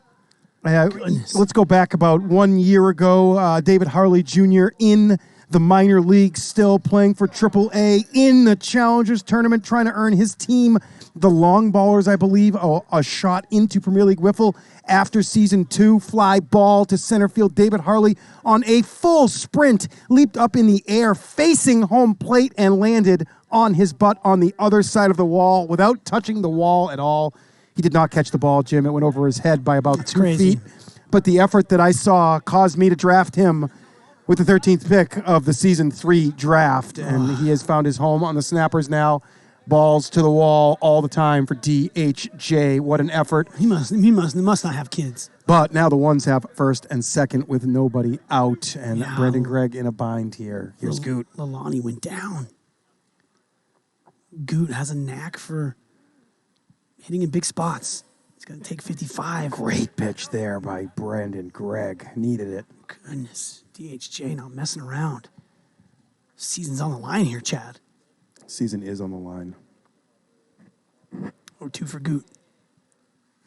Ooh, got to pitch the handle there. A little too good of a pitch maybe on 0-2. But again, you see the defensive mindset of Goot. You know, if he's up 2-1 in the count there, it's a different swing. Agreed. He's trying to poke that into right field, it looked like. And it's going to be a hot slider that time. Down and in, misses. 60 miles an hour on the gun. That's too hot for this league. Let's see what Goot does here. Pitch. Oh, he reaches out for it. Third to second. Triple play ball. Yeah, you're right. Murphy going to go for it. He fires. It's into the pan. Has he done it? No, it's 5-3-6. Two away. That triple play was live there. Murphy went the quick way into the pan. He did. What an effort there, Yeah. but just a little late. It was a little slow of a hopper, Yeah. and then a long throw from the mound to third. Yep. Ate up a little bit of that time. I agree, man. If that ball goes to third base, tag the bag and go to second. That's the one. Here's Spurrier. Double play there for the Snappers. That's big. That was a big threat the ones had there, and that's going to be taken into the zone, 57 miles an hour. That's a good eye by Spurrier right there. Starting to heat up here at the Hideaway.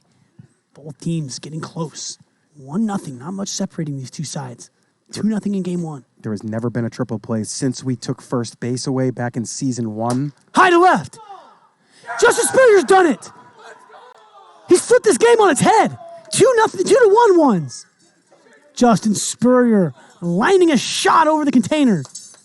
I mentioned a little earlier that he needs to be the guy tonight, the little wild card for the ones. We know about Chen, we know about AK, but if this guy can step up, this ones team is going to be too much to handle. Spurrier doing it on the mound, doing it at the plate here. More runs via the long ball, Chad. 2-1 ones. Pinch hitter? And it's going to be Tyler Applesolder. That's ripped. That's through Jesse Caps. That's a base hit, Jim. I agree. Caps can't quite get down fast enough. That ball was hit on a line there. Who did Applesolder pinch hit for? He pinch hit for Spencer Barrick in the Got it, sixth got it, hole. got it. Now we're back to the top of the lineup. Great move there, Applesolder. Providing dividends immediately. Back to the top of the lineup. That's big. Here's Couts. Ooh, gets a pitch up and goes for it. I like it. Buck Burner makes the play up here on the top clock umpire. A good play by Buck. First fly ball he's caught all season. I second that. That's up the middle. Left side.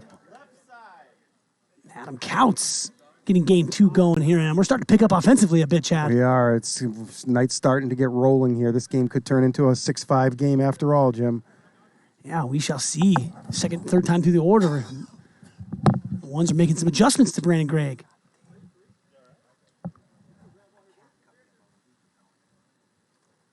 Here's Dobbins. Dobbins flicks that into left. DHJ ranging over, makes the play for the third out, but not until the damage was done. A big double play ball for the Snappers. They thought they were going to get out of the inning, but no. Justin Spurrier rips a 2-run bomb to push the ones in front. Excuse me. That's a good play by DHJ out there in center field, Jim. He really got a great jump, and he could have covered a little more ground. You saw him cruise down, get his body under control, and make a very confident catch out there. Should we tease some awards, Chad? Let's get something. What do we got, guys? Yeah, what kind of graphics we got for the awards tonight? Chad, I'm going to let you take this one here. You're a little bit more involved on the awards. There it is, Adam Coates, Gold Glove. I'm gonna object immediately. You're objecting? I'm objecting. This is your boy. You're all over this guy. He didn't earn it this year. He did not earn a Gold Glove this season. He stumbled at shortstop a little early in the season. Reputation means something out here. He had it means too much out here. It's a voting gig. I don't like voting for Gold Gloves, Jim. MLB, yes, Cy Young, MVP. Those are all fan awards, writer awards, voting. They do not get Gold Gloves wrong, Jim, in MLB. It goes down to a science of who was the best fielder, and we need to get some more defensive metrics out here for next season. So I think we can all agree that we lack a bit of defensive metrics in the stat keeping. It's very difficult to get some, but yes, we'd like to see some more defensive runs saved. Not saying I disagree with the award here, but I will say some defensive metrics are needed. You know, Couts did have several web gems in the outfield this season, several absolutely he's insane plays, and that's what people remember, and that's where the votes come from, and I don't blame them. Couts clearly has the skill to win a Gold Glove every season, but I just feel like he didn't earn it this season. Strong words here from my color commentator. A lot of guys got overlooked for Gold Glove. David Harley Jr. didn't get a Gold Glove. Oh my gosh, Jim, he had the most amazing season out there.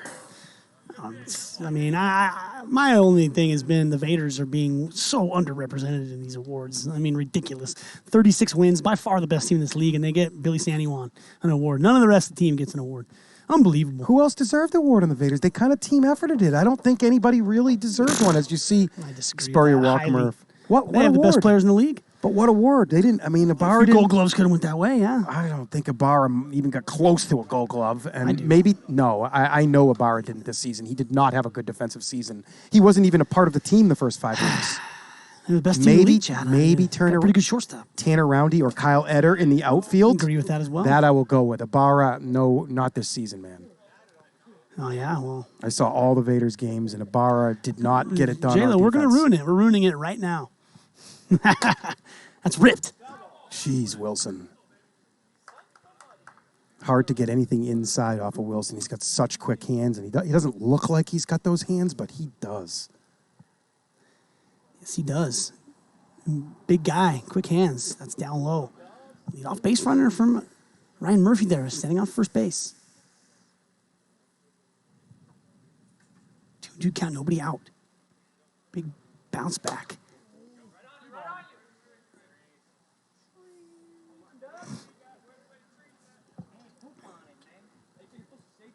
Wilson putting a good at-bat together here. Spurrier with another 2-2 pitch coming. Let's get a guy on first base down there, downstairs in the dungeon. We have a guy on first base. Good at bat here, J-Dub battling here. Getting a lot of good left-handed pitches from Spurrier. Spoiling him. That's a jam job. Right back to Spurrier. Good job by Justin working Wilson there. And Roundy. finally, I got you, Roundy. I'm with him. With Tanner all the way. I think that Roundy's a little out of luck, though, because I think Eder had a slightly better season on that Vader team in the outfield. Eder made just as many web gems as Couts did, except he was super consistent the entire season. Very good player. Absolutely. Yes, he expects a lot of himself, too, Jim, just like yourself. That's ripped. Barrett coming in on that. He makes an attempt on that one. Wow. Attacks that time and comes up with it. What a grab, Jim. This one's team just doesn't let up. No. All 3 phases, all night long. Come get us if you can. And so far, it doesn't look like the Snappers can do it here tonight. Defense just incredible from this one's team. Looks kind of similar to the last one, though, Jim. They're kind of hanging up there a little bit. This time, Barrick made the adjustment. Yeah, it did. Yeah, that time Barrick attacked it. I like it. Very similar to the last play. Maybe it was slightly less hit. Hard hit. 55 into the pan. Low and outside. Beautiful pitch there from Spurrier. Barrick bought a padded bodysuit off of Amazon for like $150 or something. He wears that out there. Maybe we all should look into investing into a body pad. I'll just gamble that the next field is going to be a little more forgiving I hope so. because I might boycott if not. Yeah, my body's boycotting. I can't handle this too much longer. That's rip. Whoa, that's got a ton of action on it. Does that get by? As Buck Burner called it a double immediately.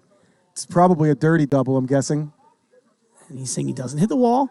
Man, there's a ton of action on that ball from DHJ. That ball moved 15, 20 feet to the right, going left to right from my angle.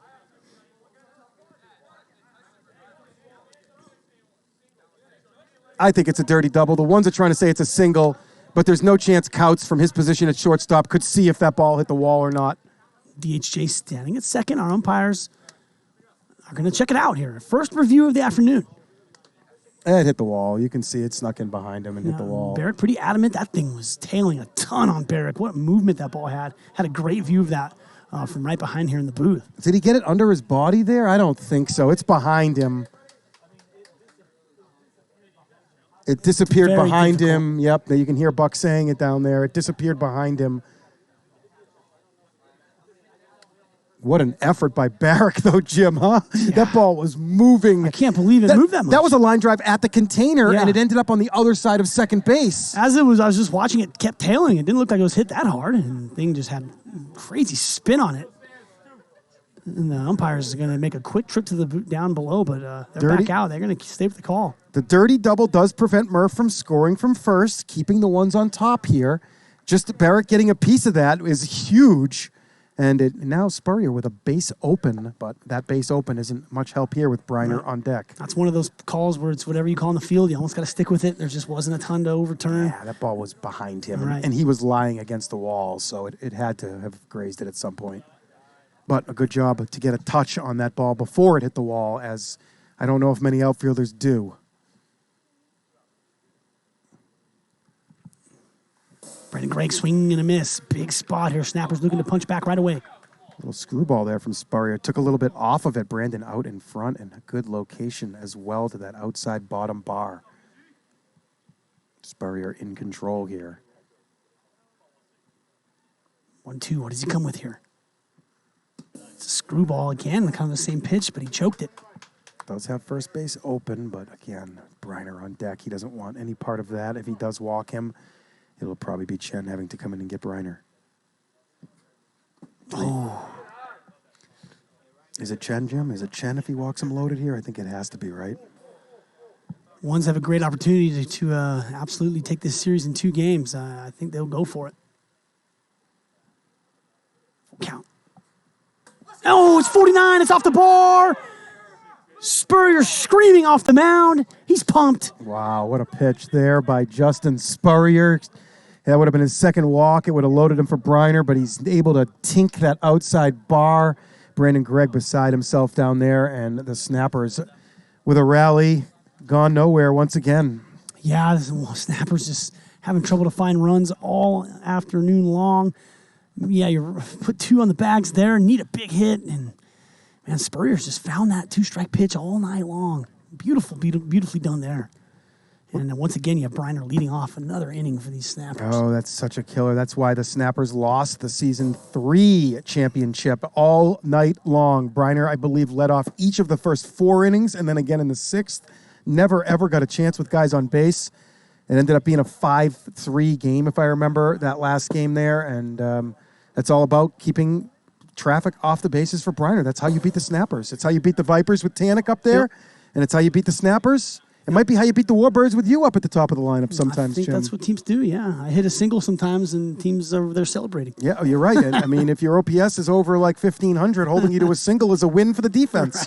Right. But we'll get to an award on the next break here because, Chad might have a 2-minute spiel on this next one. So we need a full in-between innings for awards, man.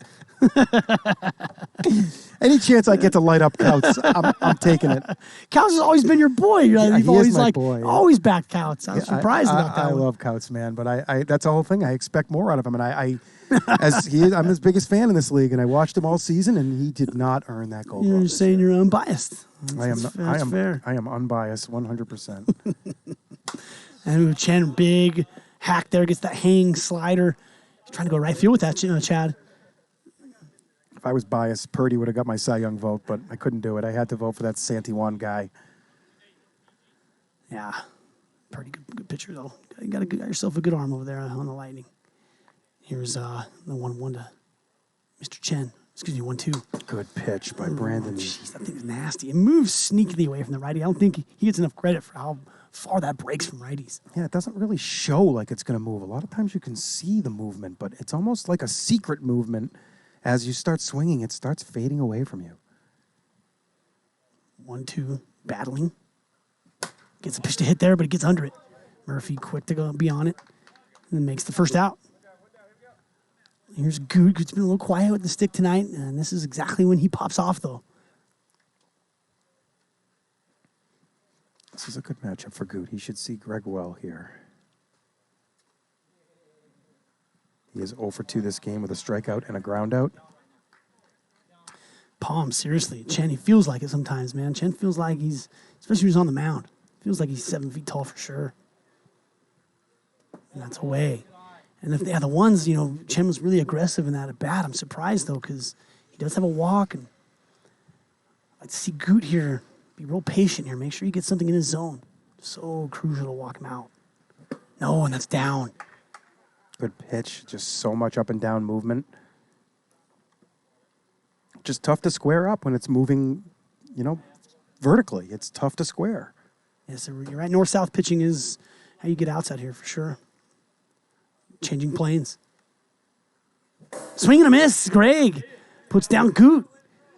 And it's going to be Spurrier. Let's see if Spurrier can provide. And he's really provided everything for the ones this game. So far he has. He's up here in a spot to swing for the fences with 2 out and nobody on. Hit a home run his last time up, accounting for both ones runs. Here's the 0-1. Slider into the pan at 57. Gets the chase. Spurrier trying to go to right field there.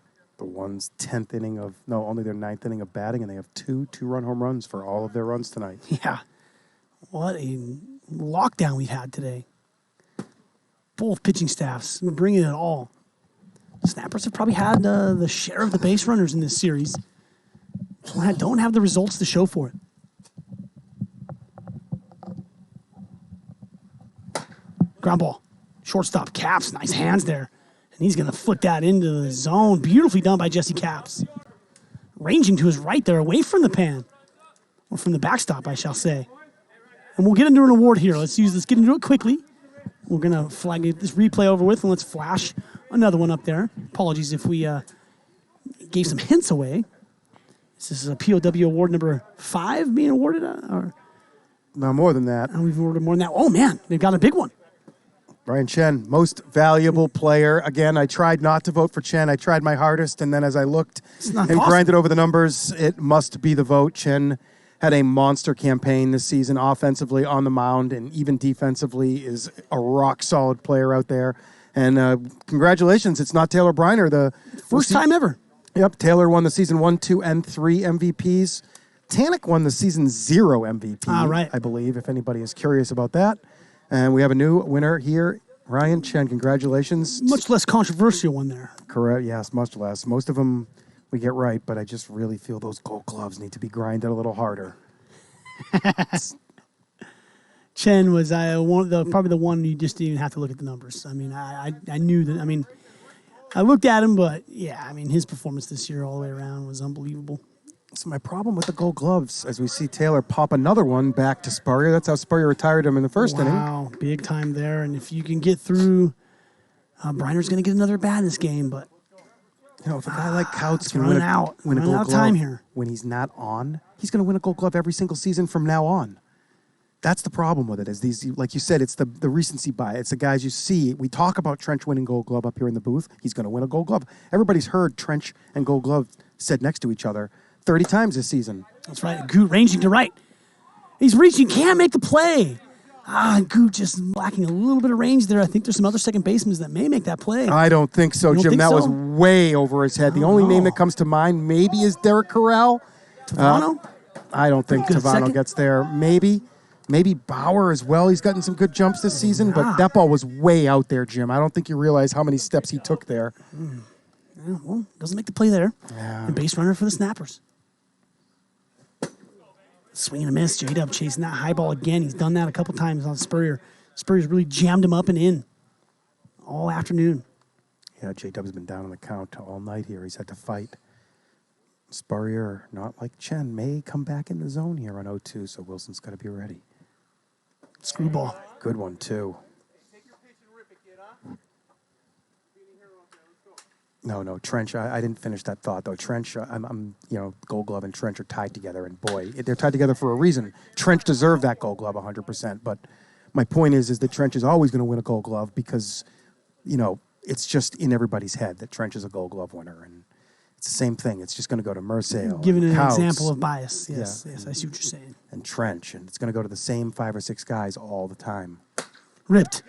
Wilson gets inside that one, rips it into the kind of the gap there in right center. That's going to move Ryan Murphy over to third base. Snappers are threatening here. Yeah, we have the sac fly in place for the first time this evening, and who better to hit a fly ball in Premier League Wiffle than this man at the plate right here, Shane Weber. Murphy better be ready to tag and go here.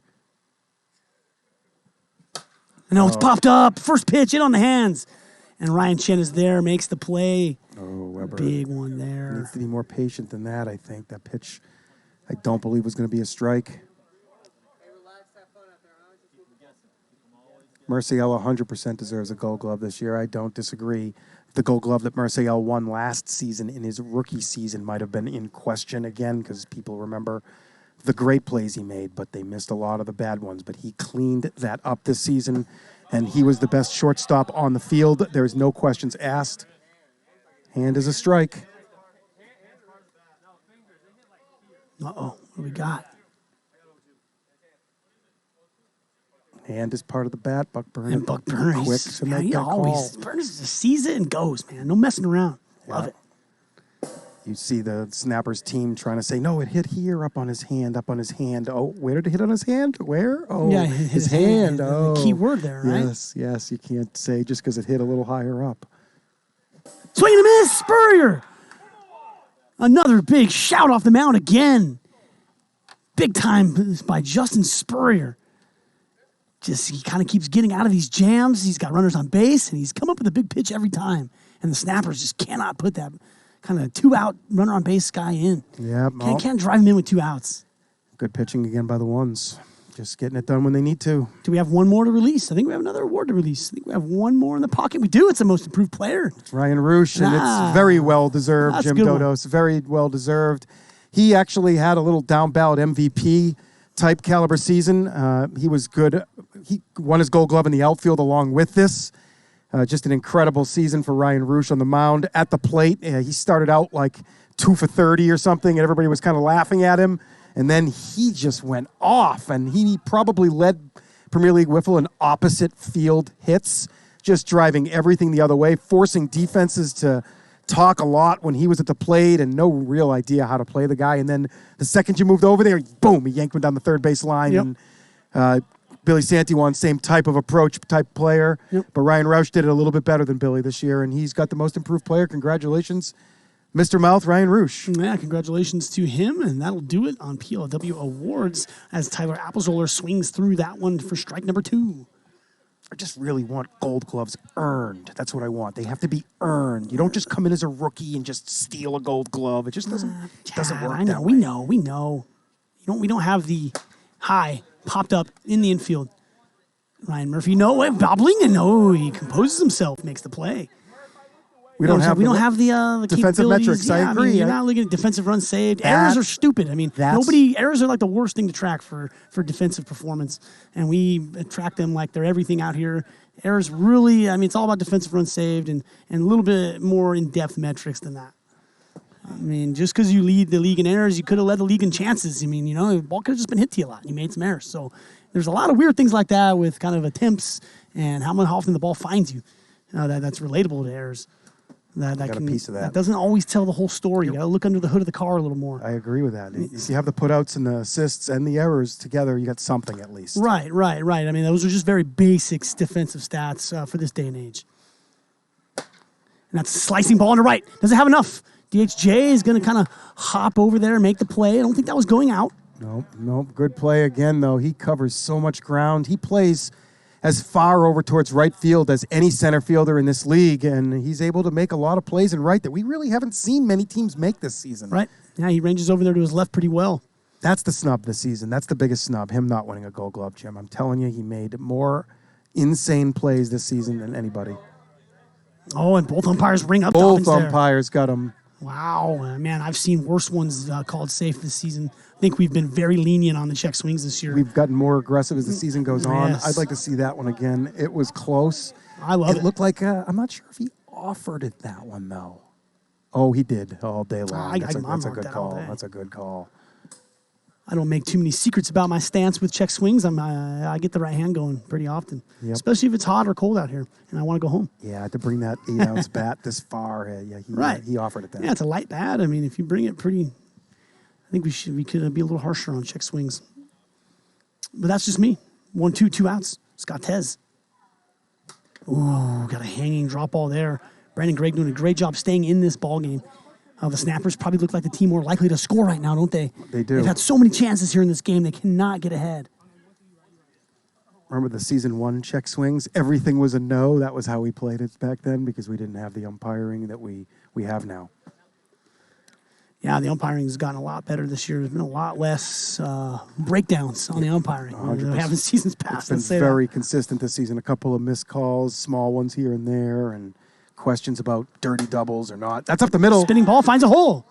Scott Tez gets a base runner going and gets Ryan Chen up. That's the big news after that at bat. Yeah, Murphy didn't know a lot about that ground ball. I think he thought it was more to him, and it started kind of turning away from him, but he had already dove to the ground early there. I think he missed a couple of steps he could have taken and maybe made him a little more quality dive. But as it is, it's a single up the middle for Dobbins as he overcomes that check swing call, and that's how you do it in sports, Jim. You know, your call goes against you, suck it up, and you get it done.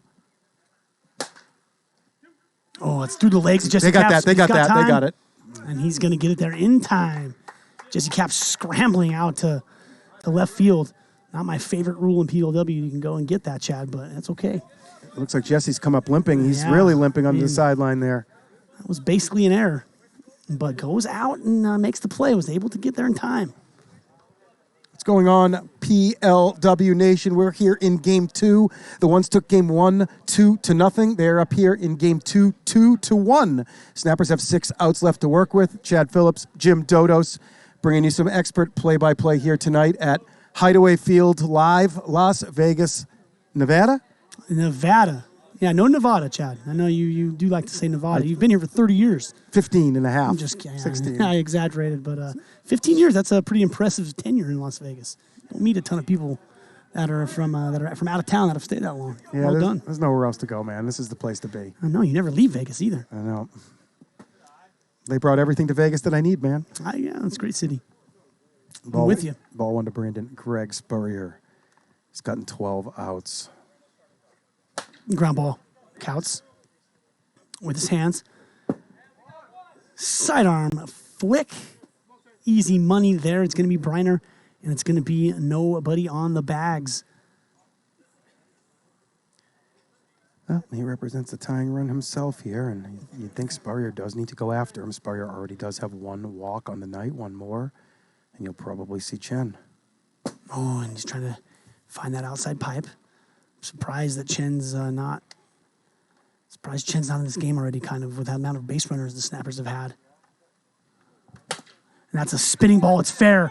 Oh, big time. Spurrier, though, is just had his back against the wall most of these innings, and he just keeps punching and fighting and getting off the ropes. And then he's got 2 good hitters out here in the 5th. You know, he's getting a lot of work in, and he's going to, once again, have to be their guy tomorrow. As Ryan Chen and Adrian Gutierrez will be absent from tomorrow and Friday's finals. Friday, if necessary. If there's a sweep tomorrow, there won't be Friday. Assuming it goes 2-1 tomorrow in one way, we will have Friday. But Chen and Gut won't be there for either.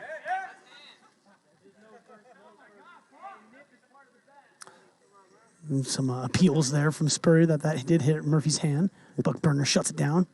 Buckburner. That's High. it deep. Right field. Barrick. No, it hits the plant. It's gone. Did not know if that had enough juice, Chad, but Ryan Murphy has tied this game. Boy, he hit that a lot better than that ended up traveling, Jim. That barely got out of here. Totally ran out of gas, but it's tied up now.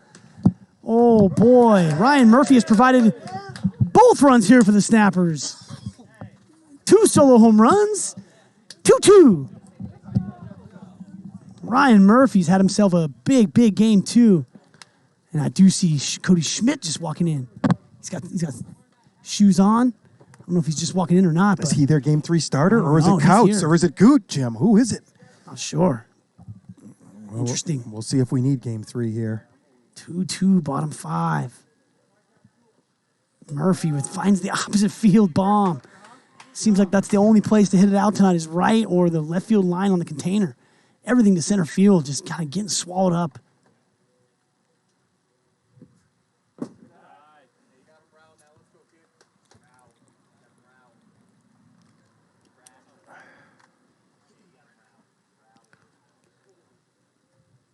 Two-one. 56, a bit hot, isn't it? Great pitch by Spurrier there, Yeah, especially Spurrier. on the lefty there. He really drops down to the side, steps to the side, coming in from behind Wilson. But Wilson bailed out by 1 mile per hour, evens the count. Ripped. It's like the 3rd time tonight he's hit one about a foot foul down that first baseline. Just needs to stay back a tick longer. Yeah, he's getting inside those, Chad. I mean, those are all spinning, kind of trending fair. Let's put good spin on those. That's ripped into right. Another one he's inside. And Dobbins, kind of overruns that one. Ball had a lot of spin on Yeah, it, it too. did. Everything Wilson hits seemed to have a lot of spin on it. That's why when he hit that one straight earlier in the night, I was like, whoa. Wilson just puts this weird just vibe on the ball, and it ends up hitting the ground and going who knows where. I'll have a nightmare for life on the ball Wilson hit back to me on the mound about season 3. Oh, my gosh. I made a fool of myself out there. Wilson just...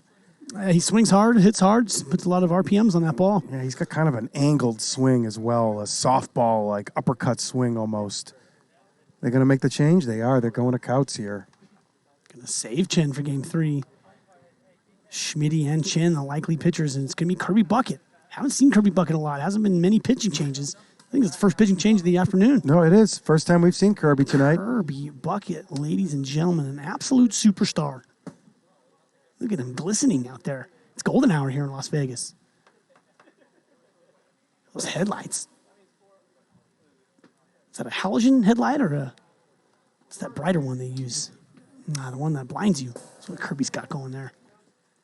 I think it's Xenon. Xenon headlights, Yeah, that's right. Yes. Nice work. Chemistry cat. Periodic table coming back to me. What element number is that, though? I think it's XE. 87? Oh, the number. Ooh, that's tough. I think that's on the far right side of the table. Xenon?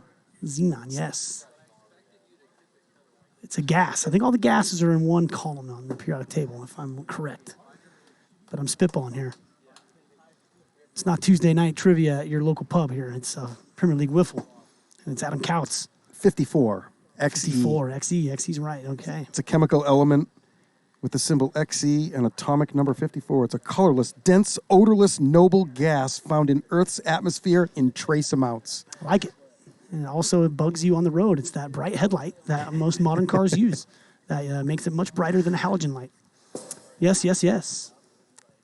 Couts finishing up his warm-up pitches here. Gets 8.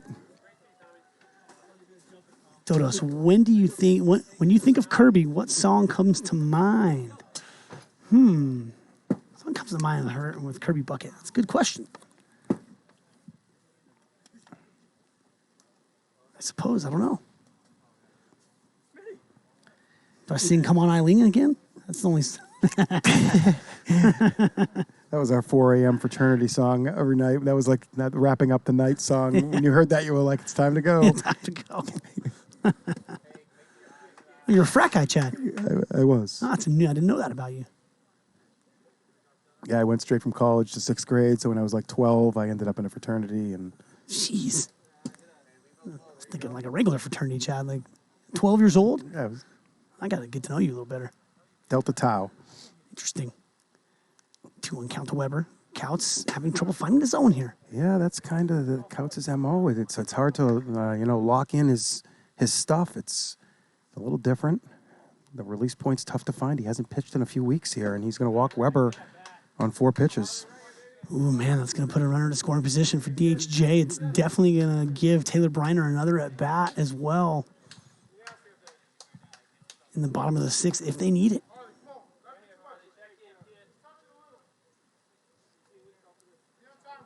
Harley 2 for 3 this game with a single and a double. Yeah, Harley stepped it up this game for sure. He was pretty lost in there against Chen, and gets a new arm to gets kind of a new angle to see. And Just missed. those are not missing by much. Well, Brandon Gregg on deck. If they load him up, there is 2 outs. You'd likely see Chen at that point against Gregg.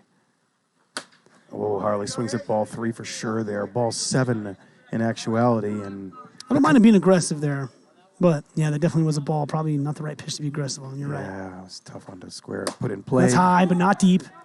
Barrick positioning himself underneath it, and Couts gets the job done. Does walk Weber. Might be a better, might be a good thing he walked Weber and looking back on it.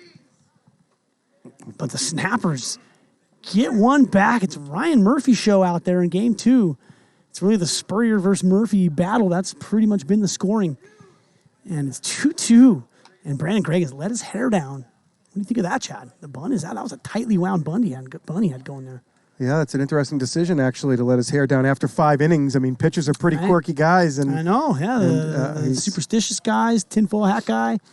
Going to start conspiracy here.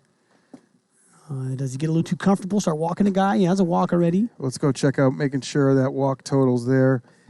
We got Brandon Gregg has 1 walk, so, and Couts, the current pitcher, also has 1 walk. Tommy John, I appreciate that. Good looks, good looks. We're going to see Gutierrez, Spurrier, and then Cody Schmidt will be pinch hitting for Applezoller now, as Applezoller pinch hit for Barrick earlier in the game, got a hit. Now Schmitty coming into that 6 hole. See if that can... Schmitty's got the power to kind of open this game up. I see what they're thinking there. He's kind of the guy that runs into one. He's going to be swinging, you know that. Schmitty definitely. At one point this season, I remember we were riding him in one of the chats. He was like 8 for 50 with 6 bombs or something. So yeah, he's a home run or nothing kind of guy. Oh, Goot tips that into the zone. Goot's had a little bit of trouble finding the barrel tonight. Probably a good way to put it. Man, Brandon Gregg has locks, absolute locks. Big Bob, that's what I'm saying. Need BG to start walking on water over here. 1 ball, 2 strikes.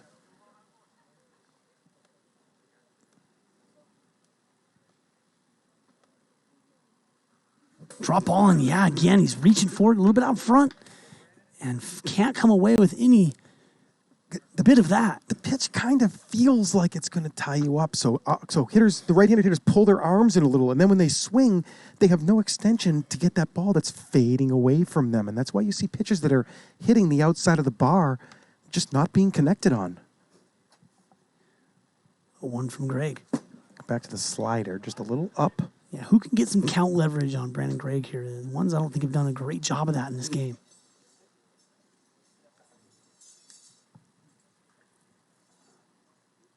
Tense out here. And that's not going to get out far enough past Ryan Murphy. He's able to range out in the right field and make the play. 2 outs, 2 quick outs. Snappers with the hammer in the bottom of the 6th, waiting for their chance. The deadly Ryan Murphy is going to get a bat in that inning. And it's going to be Cody Schmidt, who has power to break this thing open. Pinch hitting for Apple.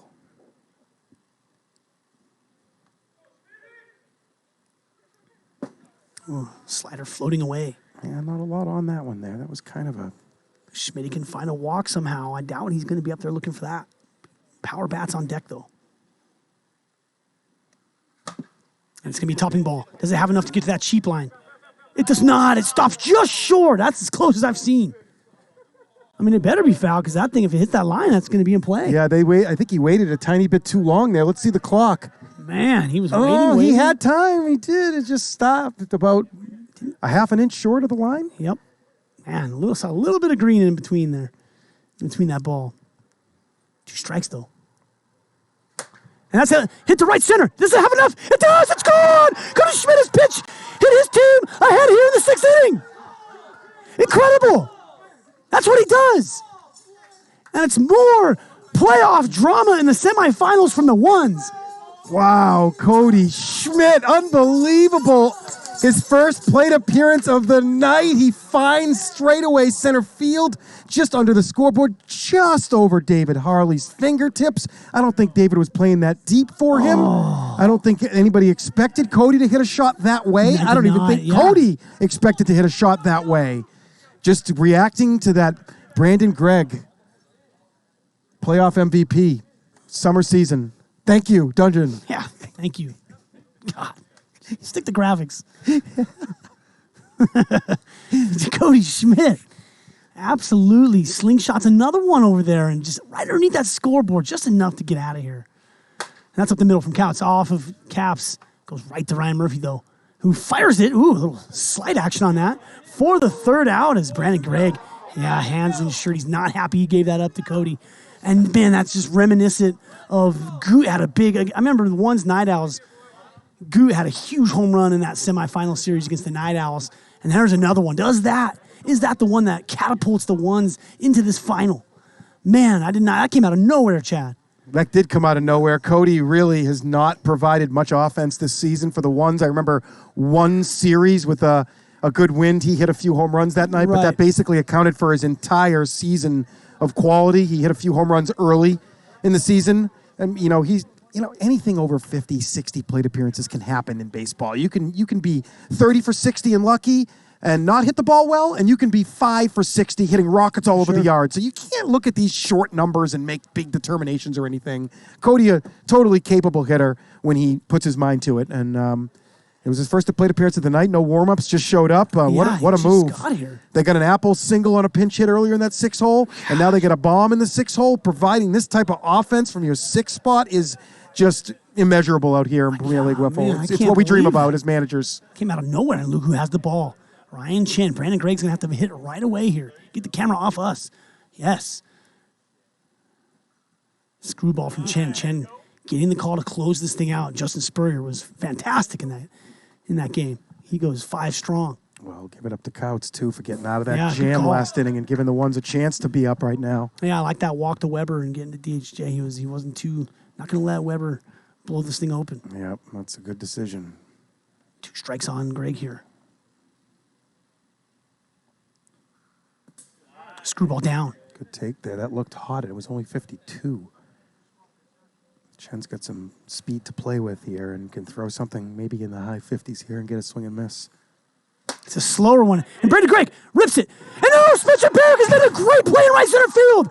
Unbelievable sliding play. Caught that kind of above his body as well. Man, the ones are showcasing here late in game 2. Man, he ran a long way for that and yet kind of caught that above him. His body slid and kind of reached up for it. Very awkward style. But a great play nonetheless. He keeps body control so well when he's moving at that type of speed. What a play, Spencer Barrick. And this is why, again, I'm going back to my Gold Gloves, Jim. Wow. This is why we need to get the Gold Glove voting inner, because a guy like that is never going to get that fan vote. He's crazy. He deserves it. And he's got the ball come to him again. He's on his way. He's sliding. And no, he can't make the play. Oh, it's down. And he tried to slide to get that kind of more... Oh, man, he tried to slide to get his eyes down closer to his hands, but just coming down too hot. You can't get the grip on it. If you caught that one, Jim, I was going home. I was putting the headset down, and I was just going to go home. Oh, and yeah, he's got his hands over his head. He's upset at himself. Oh, he probably could have. Not that bad of a result there, though. What do you do with this man? He probably could have had it, but obviously a single there. What do you do for Briner? Ryan Murphy? He has been on fire. And it's ground ball. It's double play ball. Goot. Goes to Couts. And it's perfectly done. It's the double play. Does he get it? It's 5-1-1 on the main clock. Let's settle down first. Did the ones just clinch their spot in the final? It looked like it got there in time, Chad. Oh, it's so close. What do you guys got? 507, 511, 491.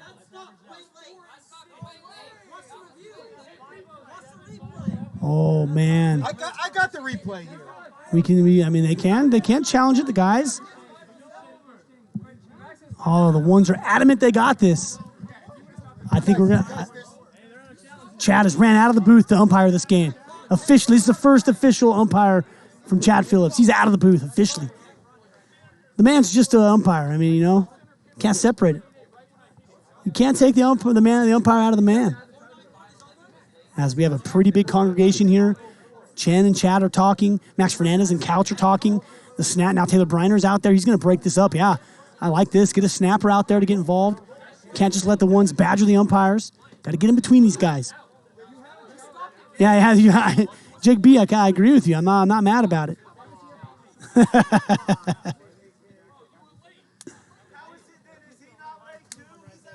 Oh, is Buck? Yeah, Buck's got some. As it looks like this is going to be. No, he's not late. He's right on. He's right on. Man, it's Burner getting after it. Buck Burner defending his call. Oh, he's on. Buck's got it. Man, they got the replay going still. I never hear Buck Burner this pumped up. It's all 3 watches are average. There's nothing to discuss. 507, 511, and 491. Oh man, they're within a close enough range. 2 outs here, Chad. It's going to be Jonathan Wilson against Ryan Chen. Oh, my gosh. Swing and a miss, 58 miles an hour. It's really smart by Chen after all that debate and stuff to come hot right there. I think that there's a lot of anxiety and build up to that pitch right there, and J-Dub took the bait a little bit. What does he do here? Very intense, yes, intensity right there. Got a swing out of that intensity, I think. That was really, really smart from Chen there. I thought that was an excellent first pitch.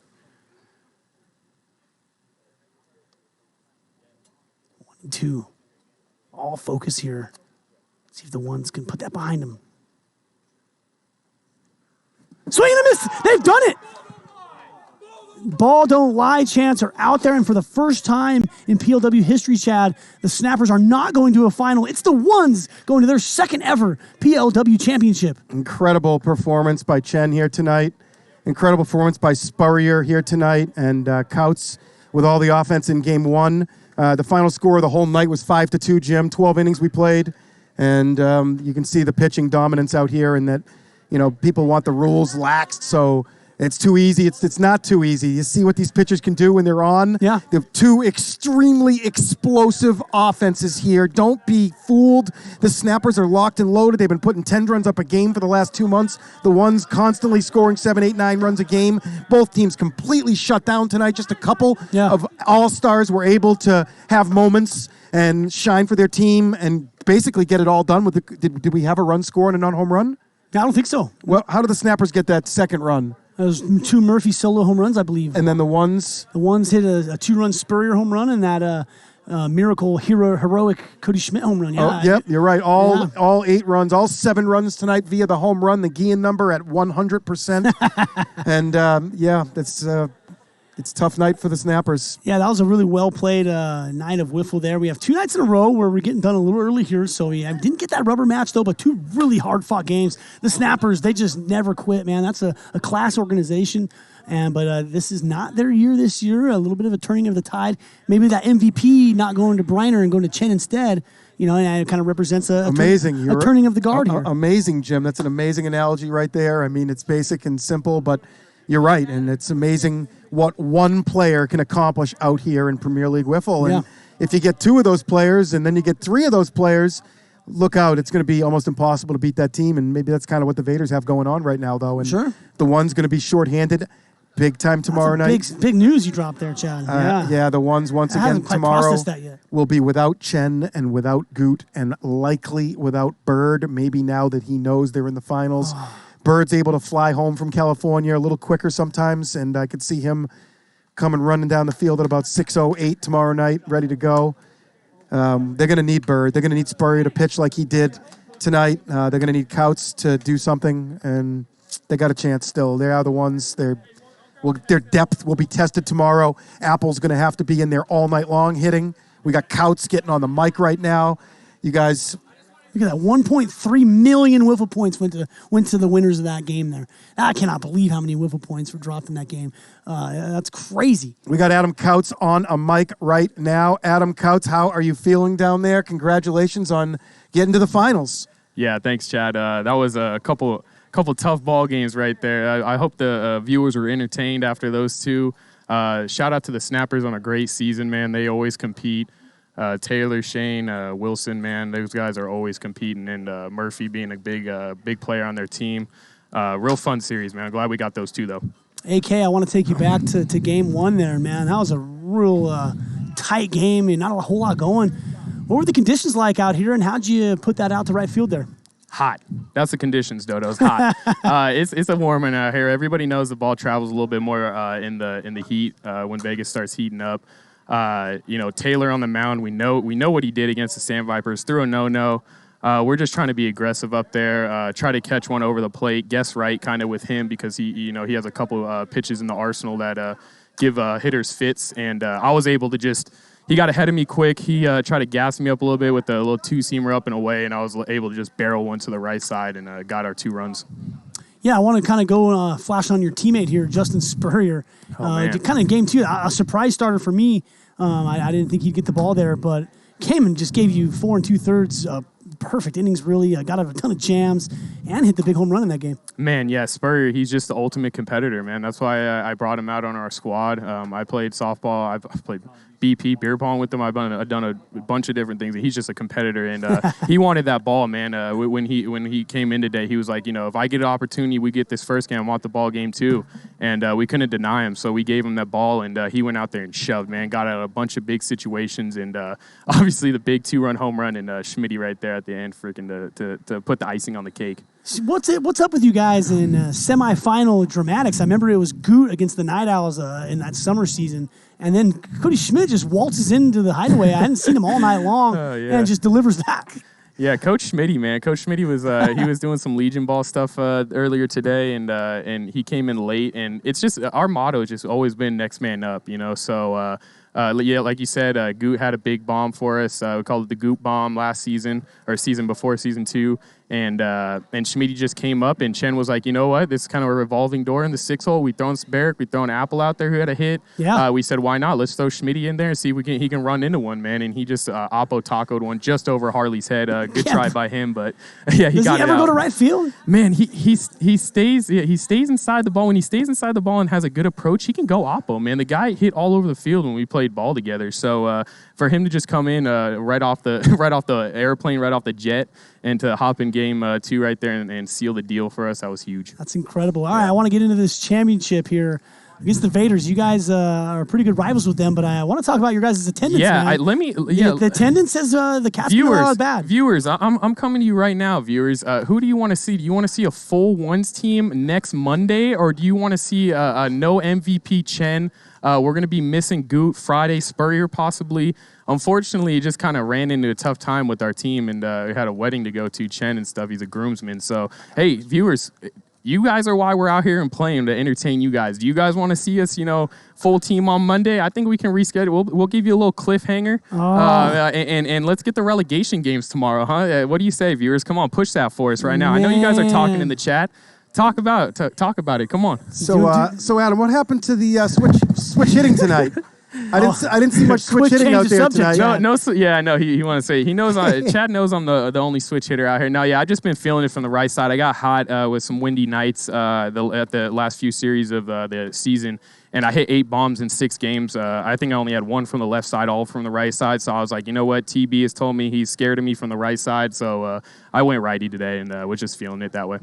Yeah, I just want to let you guys know that you're not the first team to have a play go just over 5 seconds. Just so you know. Man, I'm telling you right now, when I release that ball and I have cat-like reflexes, I saw that ball hit center panel and it was 4.88, and actually Logan had 4.91. So I got a little heated, bucking out everybody. They do a great job up there, and the ball don't lie in the end. When you watch it on replay, you can see Buck was real close. He might have been a nibble late, but not more than about 5/100ths of a second. I was going to say it's hundreds of a second. Your throw kind of took a little turn over here too. It always comes in. It was coming straight, and then it bought itself another 0.05, taking a little left. So everything matters out here, man. And it's a game of inches always. It's a game of inches, and it was close. I'm not saying it wasn't close. From my view and my standpoint, obviously, releasing the ball, it had a little run on it, but I thought it hit center panel right under 5. But either way, ball don't lie. Like I said, I always say that. If the guy hit a home run right there, Jada hits a home run, hey, ball don't lie. I guess I threw it over. But in my book, that's an out. It's a good attitude, man. You made a good play out there, and you guys played awesome tonight. Spencer Barrick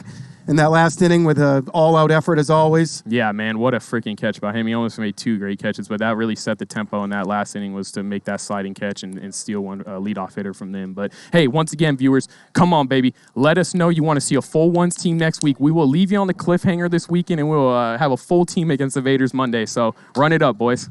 Thanks, Adam. Big Thank you, sales guys. pitch there from Adam Couch. Hey, I got to throw it out there. Come on, man. Come on. Hey, I see you guys in the chat. Let us know. You're just gonna have to step up like you've never stepped up before. That's over my head. That's over my head. You know what I'm saying, man? They didn't put it on the schedule, we put that up to the executive board, and you were voted down 7 votes to none. All I got above my pay grade. Hey, all I gotta say is the Vaderz agreed. The Vaderz want to play a full ones team with the MVP Chen up there, so that's all I gotta say. But thanks again, guys. He'll be out there in spirit. All right, fellas. Adam Couch, everybody, representing his ones.